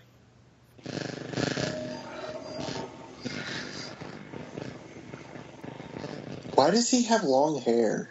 Because he hadn't cut his hair yet. Because, I mean, he probably either was on another movie where he couldn't change, because this is literally not even a day of filming. This is literally an hour of filming that he had to take, out of his time to do. So he was either in the middle of making another movie that for continuity reasons couldn't change, or he said, "Fuck you, I'm not cutting my hair for 1 hour of work." See, I would have liked him to just look like that in the actual movie instead of the short hair. Or they could have just put the damn suit on him and just have him run through the scene. We didn't actually have to see the Flash. What do you think is the best and worst out of these scenes? The best one to me is the Flash. The worst one is Aquaman. Yeah, the best one. How is Aquaman the worst? Because he just floats there, and he's holding his breath. I don't know why they actually filmed that scene underwater. I honestly don't. I don't get it. Why did it? Cyborg seems the most out of place, if that makes sense. Yeah, Cyborg is like the nightmare sequence where it's just like we know what's going on. General no one else does. What the fuck? I had to explain to both my mom and my dad what Mother Box is Wonder Woman right now. Just being like... Well, and Cyborg wasn't originally created from a Mother Box in the comics. No. Yeah, I didn't think so. He was just in the his new dad 52. fixed him. Yeah, in the new 52, they changed it to a Mother Box. Oh, okay. Mother Box fit better with the story for this continuity. Yeah, even though the whole entire... I don't think the Mother Boxes are the best way to go because of, the other superhero movie where they were hunting down a cube. So, I don't know if that's the best direction to go, but they're going, so... Wait, what superhero movie is that? The Avengers. Where they're hunting down a cube in the Justice League, hunting down cubes. And then they're hunting down the Infinity... Oh, the Thanos is hunting down the Infinity Stones. Yeah. I guess they are, too. Yeah. Somebody just noticed that he missed another podcast. Yeah. Who? What? Archie. Oh, he put a message in the group chat saying, "Wait, is it today?" Oh my god. Yeah, instead of just trying to talk to him, he just straight up tells him what's going on. He says a few There's things. Something that happens in this fight where he throws him across the way, and it's just like, Superman, you won. Talk to him now. Yeah. But instead, I'm going to throw you through a fucking building. It's just they let their own egos get in the way of everything. Yeah. Well, and as much as I enjoy this sequence, as much as I love this fight, I really think Batman v Superman was the wrong title for this movie. Yeah, I can agree. And I think Justice. Batman v Superman was just a marketing point. Yeah, or even calling it, Man of Steel, Dawn of Justice, or Man of Steel, World's Finest, or something. God. No, World's Finest wouldn't work, but because they're not the world's finest in this movie. They're not yet, but yeah, not yet. False God would be a good title too. Yeah, this is the scene I'm talking about. Okay, walks up to him. He just throws him down an alley. Yeah, that's it. Step on his throat and tell him he has your mother. Done. Yeah, he's on the ground, like, playing it. Yeah. Well, isn't this where he hits him with the kryptonite grenade, though? No. It's about to happen. Throws him through a fucking... But it's kind of explained as to why he doesn't, why he isn't just like, hey, bitch, that he's got my mother or whatever. And it's because of that. Yeah, the whole thing with the lady saying, it stops him a fist or whatever. Yeah, I understand. I agree with you. But he just beat him. Like, yeah, he threw him, like Darren said, he threw him down an alley, and then Batman was on the ground for, like, plenty of time for him to say something. Yeah, and Batman was not getting up either. I think Batman is very clear, because Batman's plan, while with Will, I enjoy the sequence, but Batman's plan is kind of bitty. Like, the kryptonite spear is at the bottom of the building. Yeah, why did he just shoot him with the bullets, too? Yeah, and if Superman's as dangerous as you say, why would you put the weapon that can kill him as far away from you as possible? Right, why a spear? Yeah, and also why a spear? Like, bullets? Well, yeah, or a dagger that you could have on your utility belt, on your person at all times. Yeah. Why a big clunky spear? Or brass knuckles. They should have replaced the whole Men Are Brave thing with this time you learn what it means to be a man. Even though the Men Are Brave thing is so awesome, but yeah, I do enjoy seeing Batman just kick the shit. It's awesome. Well, and Henry Cavill's performance in this is great because you can see it in his face. He's like, holy shit, I've never had my ass kicked before. So this is what it feels like. It sucks.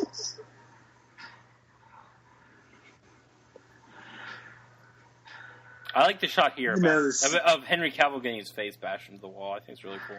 Yeah, same here. I love that. I absolutely love it. It's like, here's he. I saw some fanboy talking about there was this guy that was like, why did they make Spider-Man's suit in Civil War all CGI when they partially used a full suit for Batman's mech suit during the fight? I mean, Spider-Man's suit is only it's just spandex or whatever, and this is like a whole armored suit. And was Spider-Man's suit all mocap in Civil War? Most of it. Yeah, yes. Most of it. But anyways, that's not the point. I don't want to get into that, but see, I love that. I love that expression on Batman's face when the kryptonite wears off, and he's like, "Oh shit!" Yeah. I like the expression on Superman's face. He's just like, "Yeah, bitch." Some other fanboy came back at him and said, "Oh, well, because they use practical effects for Batman's armored suit, we got a slow fight." And I was like, "Are you fucking serious right now?" No, the fight's not slow. There's nothing slow about this fight. There's a couple of times, like with the kick when he tried to kick Superman. There's a couple of things that look awkward because of how bulky the suit is, but Batman doesn't have any superpowers. It would be even more awkward in real life if he was carrying around, because Ben Affleck's mech suit doesn't weigh anything near what the real one would weigh. I would rather have a slower fight with practical effects than a faster fight with CGI. Yeah, same. And I did mocap for Zod's armor and stuff in Man of Steel because there was nothing about those suits that they couldn't have built. I mean, you could literally go buy that suit as a store-bought Halloween costume, and it doesn't look terrible. Yeah, but also it's different how it moves on a big screen, though. Wasn't there a reason being CGI, though? I thought I remember. I love how he just makes Superman his bitch right here. It's just awesome. Right. Did you guys notice the Watchmen call out in this scene? No. Where's the Watchmen? It's Quiscodia. It's Who Watches the Watchmen. It's in There's a Watchmen reference in every one of Zack Snyder's movies. That's because Watchmen is brilliant. If I directed Watchmen, I'd be proud of that too. Watchmen was his baby. Yeah, there's a Watchmen and 300. He always calls out 300 too. I do give it to Zack Snyder for how they made the 300 sequel, and someone tried to replicate Zack Snyder's style, and they couldn't. They just can't. Yeah, that is impressive. I love how this scene is shot. Just seeing it from the back, seeing how he drags Superman from the back. I do think awesome. The dialogue's kind of weird. With I bet your parents that you're here for a reason, and they. Yeah, I hate that. My parents. But then later he's just like, "Oh wait, you have a mom?"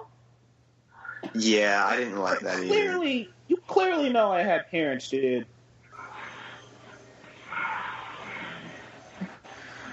Even if they're alien parents, and you didn't know about the home. Yeah. Oh, maybe he was just being metaphorical. Yeah, maybe he didn't actually think he had parents. He was just trying to be metaphorical. Yeah, I get what he's saying. It just came off weird in the delivery.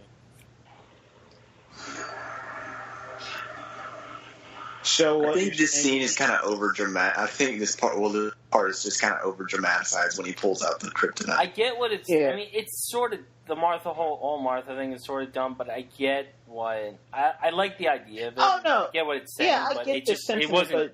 It didn't turn out the best. Yeah, you can't. I get the sentiment and everything, but you don't break up a fight between Batman and Superman over Martha. But that's someone. That's a screenwriter going, "Oh, they have the same. Both of their parents have the same name. That's clever, isn't it?" It's just like, no, not really. I do think people downgrade it a little too much because I don't think most people get the idea of it. Like, it's not just because they have the same name. That's not the only reason. It goes a lot deeper than that. Yeah, but it's just It is like CinemaSins. Did anyone see the CinemaSins for Batman v Superman? Yeah. I hated how they did the Martha scene. What was it? How'd they do it? He basically just said, "Damn it! I waited so long for this fight," and they ended over their mothers having the same name. I do like how honest trailers approached it though, where they were more. They went in deeper than it about than it just being the same name, but they still think it's dumb, which is fine. But yeah, it is. I mean, no, but it's still kind of. You could have ended this fight in a lot of different. They could have done it better, yes, but I can see that with silver killing. It makes sense, but it could have been done better. Yeah, I do like how this scene does. Batman is not right in the head. And I do like that this scene does show. I think it's kind of embarrassing though that they feel like they need to do the flashbacks. Like people aren't going to remember. Yeah. Well, and that's another thing is Batman is he just has to be to do what he does. He is mentally unstable. Oh yeah, he's not right in the head, man. That doesn't always come across. You know what I'm saying?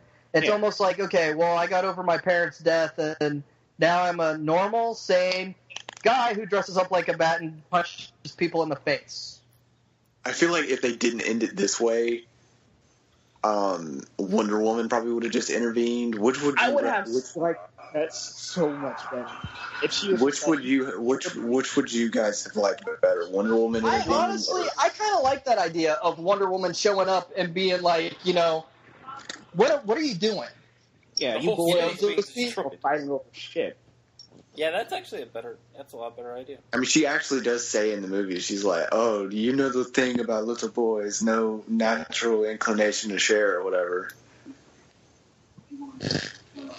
Right, and then she proceeded to confess to stealing his shit. Yeah, but I'm just saying, because talking about little boys and they're acting like little, Yeah, because I mean, Wonder Woman, she has wisdom on her. She's pretty old. I hate this. That's one thing I hated. What I wish they would have done if they were going to do the whole Martha thing, they shouldn't have used the word Martha. They should have cut out the. They should have cut out the thing where he's like, "I bet your parents taught you." They should have cut out that, replaced that with "It's time you learn what it means to be a man," and then what the Martha thing should have been replaced with mother, not Martha. Yeah, it makes no sense why they refer to his mom by her first name. Because people don't. And at the beginning of the movie, it should have shown Bruce yelling "mom," like screaming "mom" right after his parents are shot. Does he scream anything, or does he just scream? Why are we better screenwriters than David S. Goyer? I know, but I agree with you, because also it would be like, you're about to lose what I've lost, and I know what I've become since I've lost, my parents. I just never got, like, why would Clark say Martha and not mother? I just never got that. Dylan, I know you don't like to blame Chris Terrio, but some of this is his fault. Yeah. Some of this is Chris Terrio. Whatever, man. Whatever. Well, and to be honest, that really does only work if Superman knows Batman's mother's name. And even though he knows that Batman is Bruce Wayne, I highly doubt he's looked that much into Batman's past to be like, oh, these are his parents. Oh, look, his mom has the same name as mine. I mean, maybe he did. But again, if you're going to do that, that's something that they need to show. And another thing, he shouldn't have killed anyone in the warehouse scene. Oh yeah, I was about to bring that up because his development's already in play, where he's like, okay, I'm reformed. I'm not going to kill him. That's what I've been trying to figure out. Is he going to kill in Justice League or not? No. I heard he isn't. I heard he's going to kill parademons, which we'll find out in Justice League. Now, I don't think he does. More guns on his car. Correct me if I'm wrong. I don't think he does. But does Batman ever refer to Alfred as Penny One in this scene? No. Yeah, I didn't think so. That would have been awesome. I would have liked for him to do that because that's definitely the role that Alfred fills in this movie. I just hope this fight scene gets better every scene. No matter if you hate this movie or no matter if you love this movie, whatever, there is no possible way to say this scene isn't awesome. Well, that's the thing with the people hating on Zack Snyder, because Ben Affleck isn't the only reason this scene's awesome. Yeah, a lot of it has to do with Zack Snyder too, and how he shoots Batman.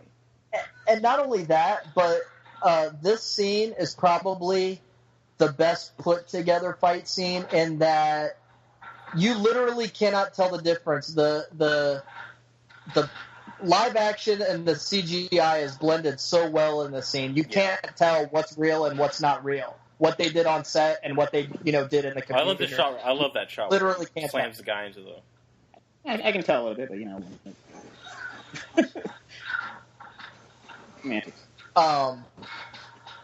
Now I'm not excited about Batman being back wearing black again in the Justice League movie. I kind of like the gray. I got used to it. I thought the gray was cooler. I don't like the cowl either in Justice League. I like the one in Batman v Superman better. I don't like his short ears in this movie even.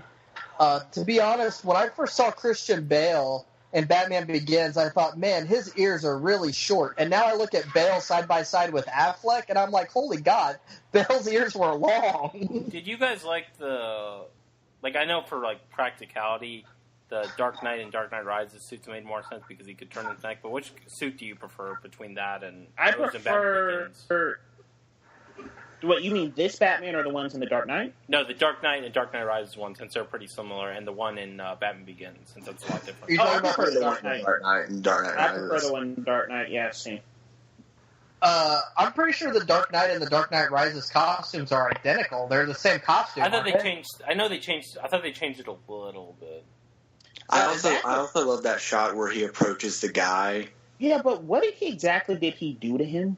I don't know, but it's awesome. It just seems like something. It just seems like another horror movie element to Batman. Yeah, the Dark Knight costume is still the best Batsuit in live action. No, Batman v Superman. I think I like the Batman v Superman because I like the Batman v Superman, and I still like the one from Justice League as well. Only thing I wish they would have done with the Batman v Superman one is left it as it was in the original picture, because the cowl was different in the original reveal picture. I love that reveal picture though. I do too. I love this affection Martha takes to Batman. I love this line. I'm a friend of your son's. Yeah, I can tell. I hate that part. No, that's so funny. It's cheeky. I like it. It just doesn't make any sense because he was trying to kill him 10 minutes ago. But yeah, I like how when she comes out of the place and then he just takes off in the Batwing and she's just like head over heels. I think it's funny. I love how he comes out of the fight with Superman in the Batwing in his regular suit and not in his armored suit.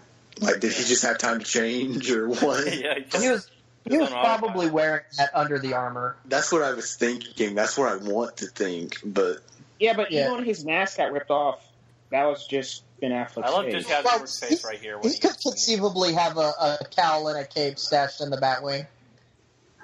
But then he has to take off all that armor and then put on the suit. Yeah, we're kind of overanalyzing at this point, I feel. No, it's a commentary. I hate sin. I love that. I don't hate the sinner. I hate the sin. I love that. See, it would have made more sense if Lex tried to form a partnership with Batman to take down Superman. Yeah. Because they kind of implied that, but I don't think that was ever the intention. I think he was honestly. I think Lex Luthor was playing both sides of the fence. He would have recruited whoever he could have recruited. Yeah, that's true. Because he was Batman doesn't have any leverage the way Superman did. Yeah, because he was controlling the thing from the beginning with knowing who they both were and inviting them to the party and so on. It's not even leverage; it's hatred. Like, he has hatred for Superman. I'm saying he didn't have. Batman doesn't have the leverage that Superman has, as in Lex kidnapping his mom. Batman doesn't have anybody that he loves that Lex could kidnap. I mean, maybe Alfred, but in this version, I don't really see that being analogous. I do, yeah. You guys, I know this was a complaint about Suicide Squad too, but would you guys have liked a smaller scale ending? What do you mean? Like, no. Not the beam going into the sky? Yes, I would have. No, because yeah, you have to go bigger and better than you did last time. And after I don't necessarily Man of Steel, you have to go this. No, I don't think that is kind of just disconnected from the rest of the movie. Bigger and better is not always better. Because bigger is not look at the Avengers, that was big scale, but then they've done smaller scale movies. Like, not every Marvel movie has a big scale like the Avengers that came after. It's just the last 30, 20 minutes or whatever, the whole Doomsday thing, it just kind of feels disconnected from the entire rest of the movie. Honestly, maybe I'm biased because my first comic book was Superman number 75. My grandparents took me to the comic book store. We waited in line. You know, it was November, so it was cold. I have a lot of nostalgia for the Death of Superman issue and the storyline. And I love Doomsday. Doomsday is one of my favorite Superman villains, and I'm just really happy to see him in live action in a movie. And to be honest, as terrible. That's how I am with Suicide Squad, because as terrible as I could acknowledge that it really was in Smallville, I still love Doomsday in Smallville too. I like Doomsday in Smallville as well. I thought that was actually a pretty good fight for what they were able to do. That's why I think that I love Suicide Squad so much more than you guys do, because I'm such a bigger fan, because the comic books, the Suicide Squad has been like the only comics book series that I have ever just like started from number one and just kept on reading every single issue. You said, Patrick Wilson was the president? Yeah, that's cool. I do wish that Doomsday had been born with some bony protrusions, and then they got bigger after the nuclear explosion. I don't like seeing him naked and then growing them. I would have liked to have seen him have them and then them get bigger. Which he kind of, sort of grows. Like, he's kind of, he doesn't have them at all right now, and then after the nuclear explosion, he grows them. Yeah, a little bit. Like, it's not like in the comic books it's more pronounced and really crazy spikes, but in this one it's kind of just like, I have bones. I'm the Abomination. Even in Smallville, they were bigger, even though you could plainly tell that they were foam rubber. I do like, though, that they just made the Death of Superman storyline because they didn't want to marry Lois and Clark yet. Yeah. I hate how people bitch about how Clark married when Superman died anyway. No, but I hate how people. You hate how people bitch with what? What were you saying, Dylan? I hate how people bitch about how much CGI there is in this part of the movie, but no one bitches about Age of Ultron having a bunch of CGI. And I think people did bitch about Age of Ultron. I still bitch about. I liked Age of Ultron. I hated Age of Ultron. I'm still like, it wasn't good. It's a lot of CGI, but you know, I think a much better cut exists of CGI to begin with. CGI is a tool, okay, and when it's done well, okay, I see no problem with it. Now, obviously, when the CGI is done poorly, then that's a problem. But you get a lot of these fanboys out there now that anything that's CGI, and I feel like that ruined The Force Awakens, pandering to that mentality, because the CGI characters that they did have looked a lot faker because of the puppets, but then also the puppets looked a lot faker because they were fucking puppets. That's just bringing back that's just. See where you're coming from. I like practical effects more than I do CGI. I mean, I always prefer that, and that's why I love Mad Max Fury Road. I like a marriage. I don't like either one more than the other. I think that I agree with that. They go well together. There's a place for CGI, and there's a place for practical stuff. And I just felt like, I don't remember the Junker's name in The Force Awakens, but Simon Pegg in a fat suit really looked like a guy in a rubber suit. Yeah, right. That's just bringing back to the original trilogy. That's just them paying homage to the original trilogy. I don't think it was paying homage, to be honest. I think it was pandering to the idiots that complained about the overabundance of CGI in the prequels, which, to be honest, there wasn't an abnormal amount of CGI in the prequels. Oh, there was a ton of CGI. So, if you go back and look at all of Attack of the Clones was CGI. If you go back and look at set pictures, there's a lot of sets that were... I mean, if you listen to a lot of these fanboys, they'll have you believe that it was 300 or Sin City, and it wasn't that at all. Attack of the Clones pretty much was. Built a lot of sets. Attack of the Clones was basically half CGI, I mean. But guys, the movie that we're commenting on. We're commenting. We're talking about the CGI in this movie and tangentially going to Star Wars. Yeah, but let's try to reel it back in. Well, we'll say that when we do a Star Wars one. Yeah, let's just reel it back. We'll do a commentary on The Force Awakens one day. I haven't seen The Force Awakens. Oh, did you guys hear that? I know this is going off topic again, but did you guys hear about that new Blu-ray they're releasing? Yeah, that's why I didn't buy the last one, because I knew that was coming. So. Yeah, it's dumb. We could have put. When I saw this happening, I wish it just would have been bigger. Like, yeah. Dude says, what the hell's going on? Now he does look a lot like the Abomination in this movie. Like that's the Abomination looks a lot like Doomsday in the Incredible Hulk. No, he doesn't. The Abomination looks like the ultimate. No, because they completely changed Abomination from the. Oh no, they did, but he looks like. Go read the Ultimates. He looks like the Abomination in that comic book, just without the tail. Which the MCU does take a lot from the Ultimates. I mean, yeah, but that's the right way to, because the Ultimates was the more of the modern Avengers. Well, and I agree that, and I think that's one thing that not just Marvel, all movies do great. Is these comic book movies, especially when you're dealing with characters that have been around, for 60, 70, almost 80 years, some of them, is to take bits and pieces from the whole history, from this iconic story, and not adapting anything, but taking bits and pieces from them.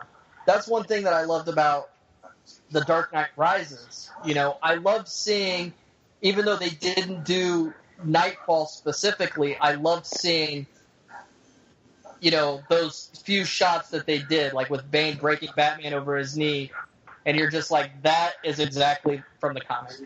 Or No Man's Land. Right, and they did No Man's Land, they did Dark Knight Returns, they did, pieces of everything and crafted their own original story out of it. I do agree that Batman could have just gone back for the kryptonite and brought it back to the island. Because we would have. I think he didn't want to lose track of Doomsday. I think that's what he was saying. How do you lose track of Doomsday? Doomsday was going anywhere.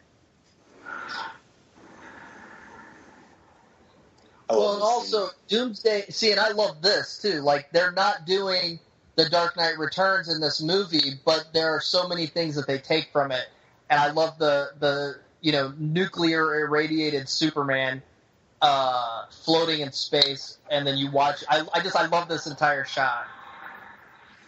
Zack Snyder loves his red-eyed Superman, red-eyed and angry. Doomsday has red eyes too. How did that not kill him? At least his heat vision isn't blue. How does he not die when Doomsday goes berserk and then he just hides under that piece of rubble and then he's fine? Because he's Batman. You could have jumped out or escaped. You're Batman. No, he's belted in. He's wearing. I know. I don't see Batman just being like shit.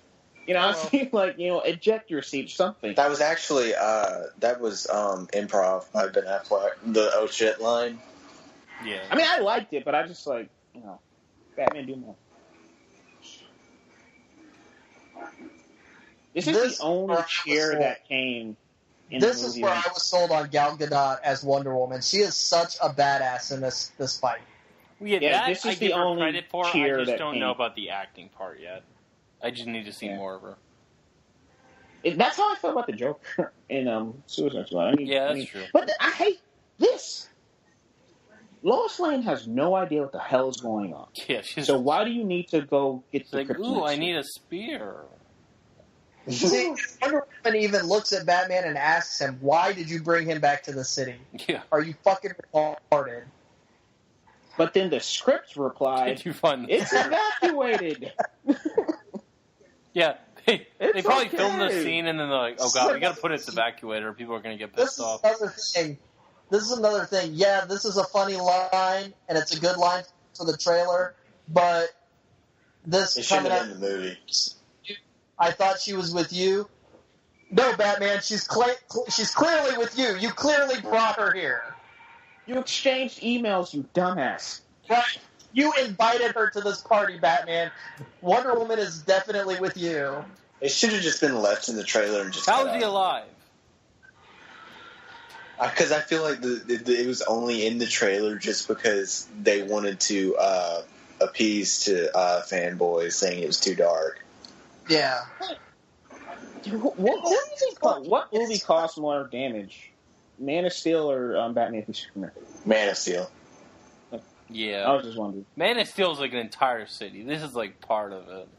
And plus, it was an abandoned port, so yeah, I mean, the abandoned part of the city. Except for any homeless people that were chilling around. I like how they probably just put that line in there so people wouldn't get pissed off at them. Yeah. Oh, I'm sure they did. The same thing with the deserted island or whatever. Yeah. I love the music. Rikers Island, there's supposed to be a prison there, but whatever. I do want to see how Superman and Wonder Woman interact in future movies because they never actually talk to each other. So, true, they're kind of too busy. Yeah, I know, but I just want to see their interaction because they probably have. I don't know. I mean, they're both from different worlds and stuff, so they probably have a lot in common.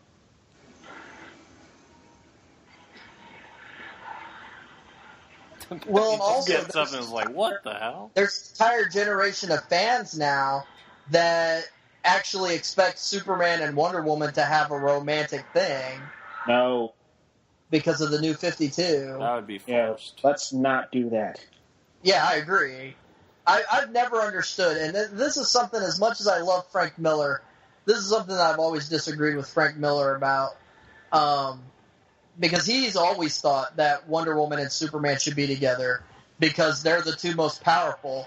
But wait, Christ, I love this shot. Yeah, I love it. Wait, just 1 second. I absolutely love this shit.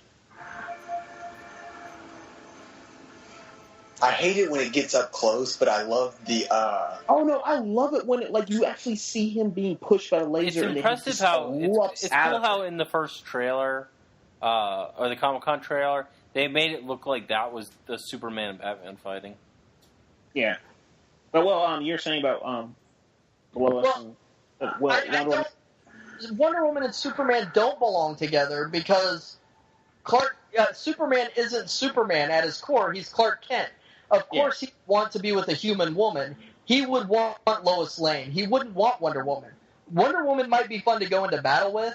And to be honest, I mean, thinking like a guy, Wonder Woman might even be fun to fool around with. But you don't marry Wonder Woman if you're Superman. You marry Lois Lane. Yeah, I always like, Bruce Timm, the animated series of Wonder Woman and Batman ending up together. Because Batman's psyche is the complete opposite. He is, in his own mind, he is a Titan. He would be attracted to Wonder Woman. Except in this shot. Whoever. I'm really going to miss the gray suit. Is it not gray at all in the Justice League trailer? Yeah, he's going to still have it for part of Justice League. Maybe even for the majority of it.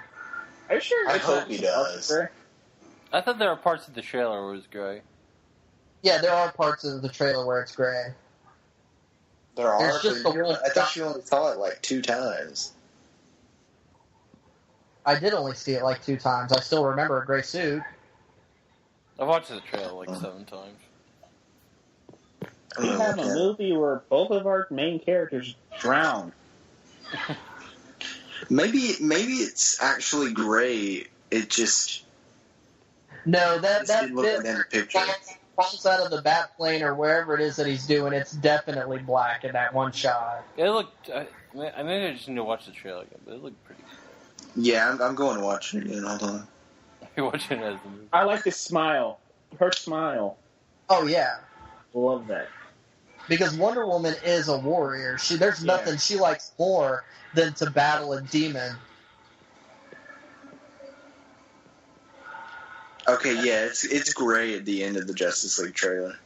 That's another thing. I feel it just like has a different cowl. I feel like Gal Gadot really understands Wonder Woman. Yeah, I feel like Patty Jenkins really understands it. I find it interesting that they got the person who got fired off of Thor 2 to do Wonder Woman. You say what? They got the person who got fired off of Thor 2 to do Wonder Woman. That's what excites me because because even Marvel, she wasn't fired, they just departed, but even Marvel was just like, we want to work with her again. I want to see what Patty Jenkins can do on a big budget. It seemed like there was more to that than they let on. Can we just acknowledge this scene for a second, how beautiful the scene is? I hate this scene. You hate this scene? It's just smoke and lightning and fucking... Jesus Christ, the music and just the emotion that Henry Cavill has, it's just amazing. You mean screaming? No, like the expression on his face. But I'm talking about when he's talking to Lois and then when he takes off. Like the Man of Steel, this movie uses the Superman theme too much. And it's just like, Superman, give the damn spear to Wonder Woman. Throw that shit. To be honest, I think he kind of like. Part of me thinks he went into it thinking he might actually die. Well, no, because it was him. It was bringing the whole thing back around. It was him taking responsibility for what he sees. Because the whole movie, it's about him not caring about Earth because it's not his world. But like with what Jonathan Kent said about how his mom, how Martha made him care about this world, Lois made Clark care about this world, and that made Clark care about or take responsibility for essentially bringing this creature to. I mean, he didn't create it, but it was created by Zod and Kryptonian. Has Kryptonian DNA, and that's just Superman taking responsibility for it. Yeah. Honestly, I like Superman's death in this movie, I think, a little bit better than in the comics. Well, yeah, it's just very rushed here. I like the scene, and her face, like right there, like why would they have that in there? She doesn't know. I like the tilt of her head. She looks at Wonder Woman, she's just like, what? Wonder Woman looks over and she's like, why? How would she know who that is, and why would? Yeah. I just wish Wonder Woman said something really noble, because she's probably seen people like warriors fall. So I don't know. I was just expecting her to say something really noble about Superman. But... Yeah, Wonder Woman is no stranger to death. Yeah. And how do you guys feel about the Christ imagery? Because there's Christ imagery everywhere you go with Superman, though. I like the biblical. I love all the biblical. I think it comes off a little. Stuff that. I think it comes off a little subtle. Strong here, it's just like Man of Steel. It is very like obvious. Like even the Phantom Menace, I think, did it less obvious. You can see like the two crosses in the background when it pulls out. It's just it's way too much. And the movie came out on Easter. Oh wait, no. Yeah, the movie came out like right before. No, it came out like 2 months after Easter. What? You're talking about Man of Steel? No, we're talking about Batman v Superman. Oh, but yeah. Oh, yeah, it came out like 2 days before Easter. Yeah, I don't have a problem with the religious imagery. People thought that, people were wondering if that was intentional with how this movie ended and how an Easter, if they planned it like that. There's a whole thing. I have this picture saved that has like all the biblical references or whatever in Batman v Superman, and there's actually this whole thing about. See, this is a scene that sets up stuff, but it's actually, I think, needed. Yeah. Even though when I saw it, I was just like, what the fuck is that? Yeah. What is that?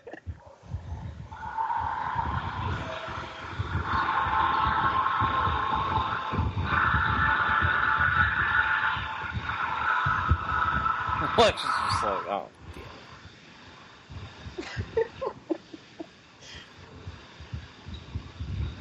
I love how he just turns around like, hi! Ding, ding, ding, ding, ding. Oh no, his hair. If you listen really closely, I think you can actually hear him say Lex Luthor or something. The jig is up. Wait, Steppenwolf? Yeah. Oh. Did they actually do this? Did they actually shave your head in prison? Yeah. No. Yeah, why? Yeah, they did. No, I mean... No, he's asking, when you go to prison, do they actually shave your head? Oh. No, they don't. Yeah. I thought you said, did they actually shave his head? That's what I thought. That's why it's weird. So why did they shave his head? Because he's Lex Luthor and he has to be bald. And they didn't want to go with kryptonite poisoning for some reason. Because the script said so. I'm interested to see how they'll deal with the Clark Kent situation when Superman comes back. Yeah, because in the comics, they just say, he's missing and presumed dead, presumed killed in the battle with Doomsday. Dead. But at one point, though, when Superman comes back, they dig Clark Kent out from under a building, and he has some idiotic excuse that he survived eating canned goods that he found or something. But here, Batman actually steals Superman's body and they bury it in Smallville. So everybody has seen Clark Kent's dead body. Yeah. I hope they figure out some way because I want to see Clark Kent in Man of Steel 2. I want to see more reporting. I just hope they don't get rid of that personnel. Well, and if they were just going to save Superman for only Justice League movies, I could see them saying, okay, you know what? Clark Kent's just dead now. Also, it's the guy, his friend, that was mean to him at first. But if you're going to do more solo Superman movies, Clark Kent has to be alive. Has to be alive. And I think they kind of ruined that by having the body there in Smallville. Well, the DC extended universe. They should have left it alone. Should have left Clark Kent missing and Superman is dead. The DC extended universe could implode on itself by then, so we might not even know. Yeah. I don't think it will, though, because negative reviews be damned, the movies are making money. And as long as if Suicide Squad drops again, it's going to be a pattern. Even if Suicide Squad drops, Suicide Squad has already made $350 million globally. Yeah, but the bottom line, you can't keep on making subpar movies. No, I know, but still, Suicide Squad is already a success. Yeah, but is it going to be like this every time with every movie they make? If it sucks and it's just going to drop in its second weekend? Yeah, and another thing, not everyone, just the critics didn't like it. Not all the fans are in love with this thing. Not general audiences aren't absolutely in love with Suicide Squad. General audiences are. Not all of the fans are. No, general audiences are. Not all of the fans are. A lot, and I had problems with Suicide Squad as much as anybody did, but yeah, a lot of that is the herd mentality of the internet. Oh, this person said it sucks, so it sucks. But anyway, Suicide Squad is not going to have over 62% drop. I guarantee it, because it has had an amazing week at the box office. It made $13 million on Tuesday. It beat Civil War at the Tuesday box office. It's beating Guardians too. And it's beating Guardians, and it's beating Deadpool. It's on track. It's on track. If it doesn't have a significant drop off, it's on track to being the third highest grossing movie of the year. And I think it's projected for a $53 million weekend for this weekend. I think it's projected for $53 million. So how big of a drop is that? I don't know. How much is it projected to make, Dylan? I think it's 53. That's a pretty big drop because it made 40. I do love The Funeral right here. I like the double funerals. I love that they parallel each other, but then I also love that Superman's funeral is straight out of the comic. It looks like the double splash page that John Bogdanove drew in the funeral issue. I hope, and they're giving him a full military honor burial, which is amazing. I love that.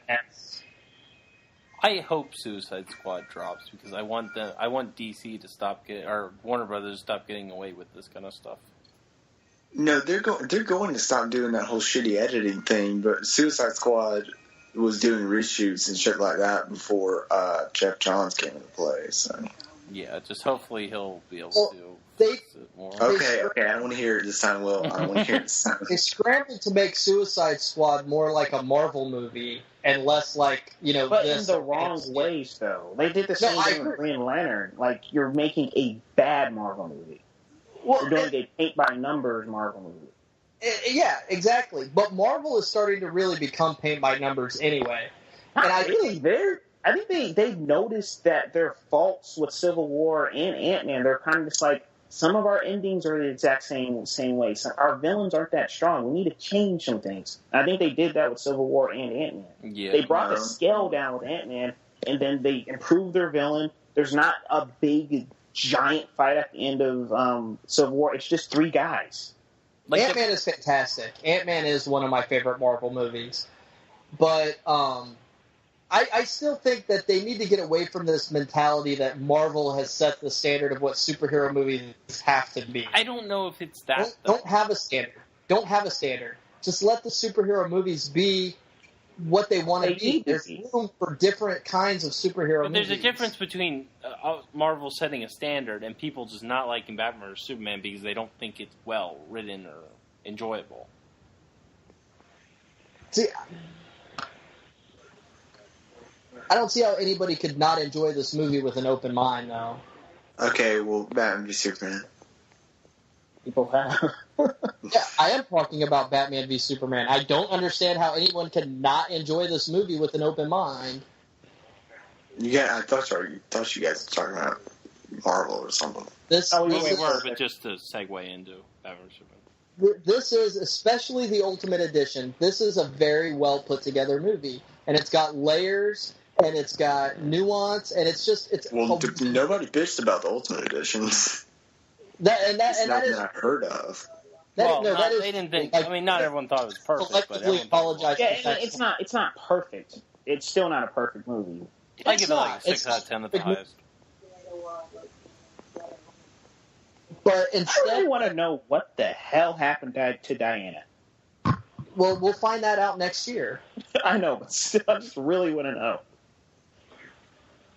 But instead of focusing on trying to make every movie like what Marvel's doing, Warner Brothers needs to focus their energy on butting the hell out and letting the directors that they've hired do their job. Exactly, yeah. Because, I mean, I don't want to see... Well, I don't want Warner Brothers to think that they can do this as a strategy, the releasing of the director's cuts and releasing a substandard movie intentionally. But I really want to see what David Ayer's Suicide Squad was, and I'm kind of upset that we're not going to get it. Yeah. I do like how he's... selling points was David Ayer. I do... Yeah, but do you guys think the lead-in for Justice League was proper? Like, he's just like, I have a feeling, and, why do you think they need to fight? Well, yeah, because I think... all these dreams that he's been having, he's taking them as visions, as premonitions. So I think that's what he meant when he said, I just have a feeling. He knows, something inside of him knows Darkseid is coming. I don't like this scene. I don't. I love it. Like, God, I love this scene. Like, how does it work with Batman getting in there? It's a question of how. How what? How did he get in there? Because how did he get in there? Where did the Wardens go? Like, yeah, because he's Batman. The end. That's not. That can always be the. Yes, it is. That's a legitimate reason. Can't be always Batman. Like, did Batman kill the guards, or did Batman like? No, he probably arranged for this to happen. I mean, it probably wasn't like he probably didn't come in there and just beat the shit out of them. Well, that's it. He probably arranged for it to happen. If he did that, that's better. But what is this? Is this Blackgate Prison? Yeah, because he's getting transferred to Arkham. Okay, even still, he's in Blackgate probably, and then he talks about him getting transferred. I'm about to make a valid point. If this is in Gotham City, okay, Batman could very easily have had Commissioner Gordon arrange this. Yeah, that's true. Okay, that's true. I can buy that. But yeah, I always thought that it was just arranged. I never thought that he just like came in there and just beat the shit out of everyone. I mean, they didn't really explain it. That's all. Yeah, they did. It was just like, is he magic now? You could assume stuff, but there's a difference between assuming it and them just forgetting to put it in. Now, do you guys prefer the more leathery-looking Batman capes or the more cloth version, like from the Nolan movies? Leathery. Either or. I don't really have a preference. I like the leathery look because it looks more like Batwings. Now, I don't think Superman should have a leather cape, but Batman definitely should have a leather cape. Stars. I love this. Ding dong. The god is dead. I love that so much. Every time I watch the movie, for some reason, I think it's going to end as soon as he punches the thing in the cuts mark. Me too. Me too. He's like, holy shit. And once again, as a normal audience member, what the fuck are you talking about? Yeah, I didn't even know what he was really talking about. Yeah. Whether it's a strength or a weakness, Zack Snyder very much does make these movies for fans, for longtime fans. It's a bit of a weakness because I like that. Zack Snyder makes movies for himself, and he is a comic book fan. He's one of those directors that this is what I want to see in a movie, so this is what I'm going to make. This is where the movie should have ended. The movie should have ended right here. Yeah, I agree. Yeah. That shot's pointless. Shows do that as well, but a normal audience member should be able to walk into something that we all love, and they should be able to walk away loving it as well. They shouldn't be just confused watching it through. I definitely agree with that.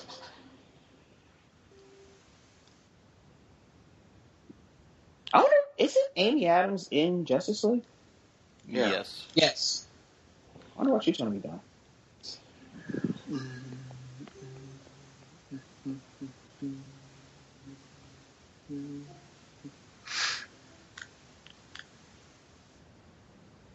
I feel like WB made Snyder put the scene in here. With the dirt rising? Probably, yeah. Yeah. Because they were probably like, oh, well, the audience has to know he'll be back. You have to have that tease at the end. No, you don't. And then everyone bitched because of this. But if this wouldn't have happened, everyone would have bitched because Superman was dead and they didn't give us any kind of confirmation that he was still alive. I would have loved if they gave us no confirmation. So there it is, Batman v Superman, the Ultimate Edition. Yeah, boy. If we gotta do this again, guys, because I liked watching it again with you, with all of you guys. Yeah, right? Yeah, I agree. But I like the Ultimate Edition a lot more than the theatrical cut. And hashtag 9 out of 10. You said what? And honestly, for me, 6 out of 10. Even though when I first saw this in the theater and I did my written review and I did my YouTube review, I even said, that you can see the spots where the chunks were taken out, but I didn't realize how much was really missing until I saw this cut. And then I was like, I didn't realize that needed to be explained, but there it is, the explanation. Yeah. Yeah, it's so there. Just Zack Snyder, if you're listening, which I know you are. I know you're listening to this podcast.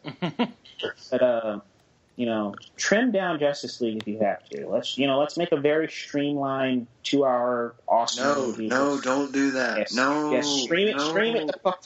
Don't listen to him, Zack Snyder. No, stream it down. No.